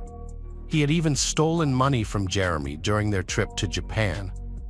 The key evidence against Grant was a large bank transfer from his brother Chad's account to his own younger son's account, which took place late at night after the family members had been murdered. To authorize the transfer, Grant had used the finger of his deceased father to bypass the account's biometric identification system. The prosecution sought the death penalty, arguing that Grant's actions were premeditated and heinous. However, the defense claimed that Grant was mentally ill and required treatment rather than punishment. On August 12, 2019, the court delivered its verdict, finding 30-year-old Grant Amato guilty of 3 premeditated murders. As a result, he was sentenced to life in prison without the possibility of parole. Hello friends, welcome to our channel. Today we're going to take a look at another horrible case with you, the case of Asel Nogoybayeva. Asel Nogoybayeva was born in 1986 in Tokmak, Kyrgyzstan. After finishing school, she took hairdressing courses and moved to Bishkek to work in a salon. There, she met Azamat Estebesov, who came to her salon for a haircut. They hit it off, and he invited her out for coffee. Asel's family approved of Azamat, who was religious and respectful of Muslim traditions. At 19, she married him, and soon they had a son. However, Azamat's behavior changed, and he became abusive. One evening, while bathing their son, Azamat accidentally poured too much water on him, causing the child to cry. Asel reacted angrily, and Azamat responded by hitting her in the face. Asel left with her son and went to her mother's house. Azamat apologized and begged for forgiveness, promising it would never happen again. However, Asel, who had grown up without a father, was determined to make her marriage work for the sake of her son. She believed Azamat's apology and thought they could move forward. The family returned to Tokmak, and Asel became pregnant with their second child. However, Azamat's abuse continued. One day, while Asel was walking with her son, she ran into some classmates, and after the walk, Azamat struck her again. Asel suffered a devastating blow from her husband Azamat, which caused her to fall and miscarry. This incident triggered a pattern of abuse, with Azamat constantly looking for excuses to beat her. Despite his once kind and attentive nature, Azamat's gaze was now filled with anger and hatred. Asel felt trapped, living under Azamat's total control, and her only solace was her children. Her mother, aware of the situation, eventually took Asel in, but Azamat continued to harass her, begging for forgiveness and promising to change. However, he would return to his abusive ways, and Asel would be forced to endure it. Asel went to the police multiple times, but domestic violence is not punishable by law in Kyrgyzstan, and Azamat would only receive short sentences. The abuse continued for 6 years, with Azamat threatening to kill Asel and her family if she ever filed for divorce. Asel's family finally helped her escape to Italy, where she worked multiple jobs to save money and become financially independent. After 3.5 years, she had enough to buy an apartment and start a business. Although she was relieved to be free from Azamat's abuse, she missed her children and worried about their well-being. When Asel returned to Kyrgyzstan, she was shocked to find her children living in squalid conditions, neglected and uneducated. Azamat had raised them according to traditional Turkic values, forcing them to attend a madrasa instead of school. Asel took her children back, but Azamat continued to harass her, eventually cornering her and raping her in a dark alley. Asel reported the incident to the police, and Azamat was detained. However, his family intervened, pressuring Asel to withdraw her complaint. According to Kyrgyz tradition, it is shameful for she to report her husband's abuse, and Azamat's relatives convinced Asel to retract her statement in exchange for Azamat's relinquishment of parental rights. Asel's ex-husband, Azamat, remained her official father despite his abuse. In fact, the Sakalu District Court dismissed a case against him due to a counter-application and reconciliation. However, after his release, Azamat began harassing and threatening Asel, sending her daily messages saying he would kill her if he caught her. He waited for her at her driveway, work, and followed her everywhere for 3 months. Asel's relatives took turns living with her and her children to protect her, but this didn't save her from Azamat's second violent attack. On January 31, 2023, Asel reported to the police again that Azamat had used force against her, and a criminal case was opened.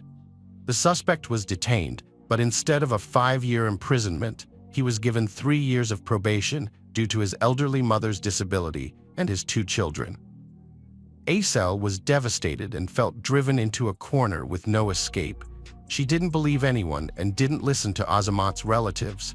Instead, she hired a lawyer and filed an appeal with the CH Regional Court, providing all the threatening messages and voice recordings. However, a series of events constantly postponed the hearing, bringing closer the worst day of Asel's life. Azamat continued to walk freely and make attempts on her life, even sending her a photo of a black backpack with a knife and rope, saying he was ready to meet her. On September 20, 2023, Asel woke up her children, had breakfast with them, and accompanied her eldest son to school.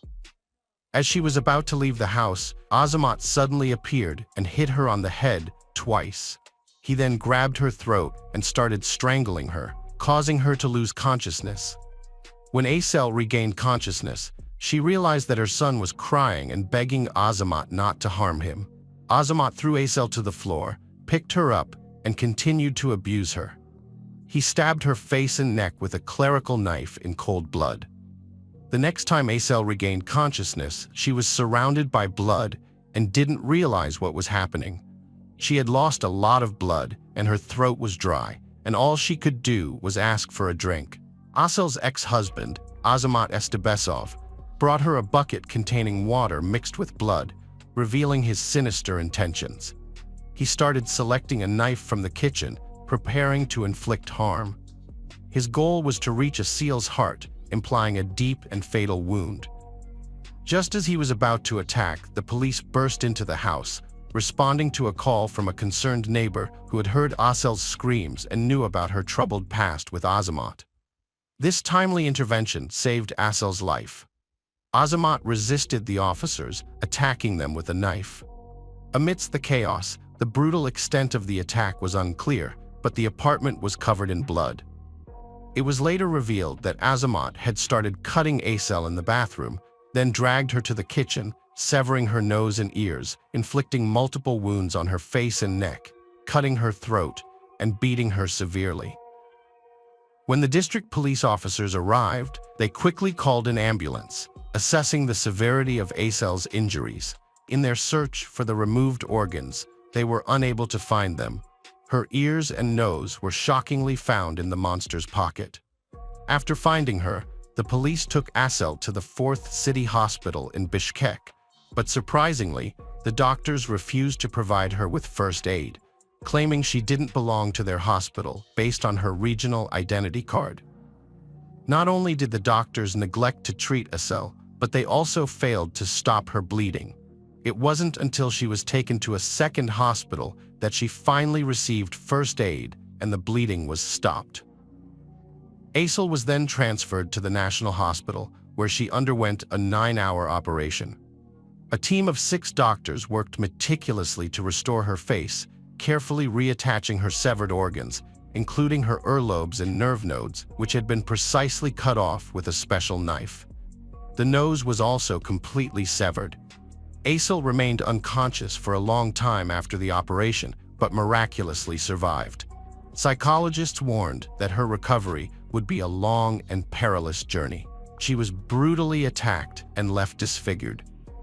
The authorities launched a criminal investigation into the incident, resulting in the detention of the suspect, who was sent to a pretrial detention center on September 27, 2023. The suspect, Azamat Estebasov, was initially sentenced to a lesser punishment, but thanks to a presidential decree, his sentence was increased to 8 years of imprisonment. The presidential decree also led to the dismissal of 9 judges, including Kelbek Toto Mamatov from the Soik District Court of the CH region, who had previously released Estebasov under probation supervision. The judges were dismissed due to violations of the Code of Conduct for Judges. The authorities then reopened all previous cases involving Estebasov, with 6 investigators re-examining the evidence. As a result, they found new evidence and brought new charges against him, with a total of 11 articles in the updated indictment. Azamat Estebasov's trial concluded on January 26, 2024. After investigative activities ended in December 2023, Estebasov denied all 11 charges against him and refused to answer the judge's questions, sometimes claiming demonic possession. He also behaved aggressively towards witnesses, leading to a trial postponement. Judge Tulkadir Kulova ultimately sentenced Estebasov to 20 years in prison without parole, plus a fine of 880,000 sums to the state and 2 million sums to his ex-wife. 1 day in pretrial detention counted as 2 in the sentencing. Estebasov appealed, but the sentence remained unchanged. Asel Nuibayeva, Estebasov's ex-wife, expressed her intention to continue seeking justice, demanding life imprisonment for her former spouse and punishment for those who enabled his actions. She hopes to set an example to prevent other women in Kyrgyzstan from suffering as she and her family have.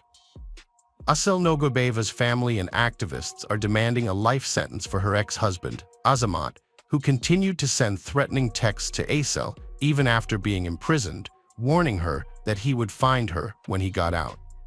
This case has highlighted the powerlessness of women in the face of the law in Kyrgyzstan, and how a loving partner can suddenly turn into a ruthless aggressor. The case has sparked widespread outrage across Kyrgyzstan, prompting Asel's sister, Diana Yellen, to appeal to members of parliament to pass a law on domestic violence. She warned that if they failed to do so, she would hold them accountable for their inaction, emphasizing that one wrong decision could have devastating consequences. Asel's sister also launched a petition calling for Azamat to be sentenced to life in prison without parole. Asel's sister stated that her sister's experiences with domestic abuse were a stark reminder of the dangers of violent partners. She recounted that even after divorcing her husband 5 years ago due to his physical and emotional abuse, he had continued to stalk, beat, and torment her. She asserted that people like Azamat Estebasov posed a significant threat to society and should not be allowed to roam free, describing them as obsessive and dangerous individuals who belonged behind bars. She demanded a life sentence without parole for the person who had already inflicted severe emotional trauma on his victim. She urged everyone to sign the petition, regardless of where the heinous crime had taken place. She emphasized that domestic violence could take many monstrous forms and that it was essential for women worldwide to unite against this issue. She reminded everyone that a person's religious beliefs did not guarantee their moral character. She mentioned that Asel had started a new life, but her new identity had brought her immense pain. Although her physical wounds were slowly healing, recovering her hearing and breathing functions would be a long and arduous process. In a recent interview, Asel had shared the heartbreaking experience of seeing her face for the first time after the tragedy. Asel had said that she wasn't allowed to look at herself in mirrors, so there weren't any in her room.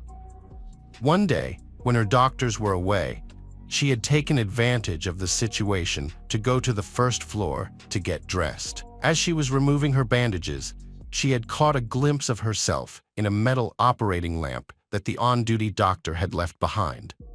Seeing her reflection had shocked her so much that she had lost consciousness. 2 weeks later, Asel's brother decided to let her see her face while dressing her at home. To prepare, he removed all the mirrors in the house except for one in the bathroom that couldn't be taken down. When he briefly left the room, Asel quickly got up and took a look at herself in the mirror. The shock was too much, and she fainted. She was overcome with hysteria, saying that no one should ever have to see such ugliness. However, Asel still had a long way to go before her face could be fully restored. Before undergoing plastic surgery, she would need multiple operations to rebuild her face, including reconstructing her ears and nose. These surgeries would require extensive preparation, skin grafting, and a recovery period of at least a year. Additionally, Asel had lost 20% of her hearing, which would also need to be corrected. Asel Nogoybaeva, she who was brutally mutilated by her ex-husband, requires a series of complex operations to restore her ears and nose. Unfortunately, these operations cannot be performed in Kyrgyzstan and must be done in a country like Turkey, which requires a significant amount of money. A Turkish plastic surgeon, Miki Sur, offered to perform the surgery for free, covering all costs. However, after examining Asel, he realized that plastic surgery alone would not be enough.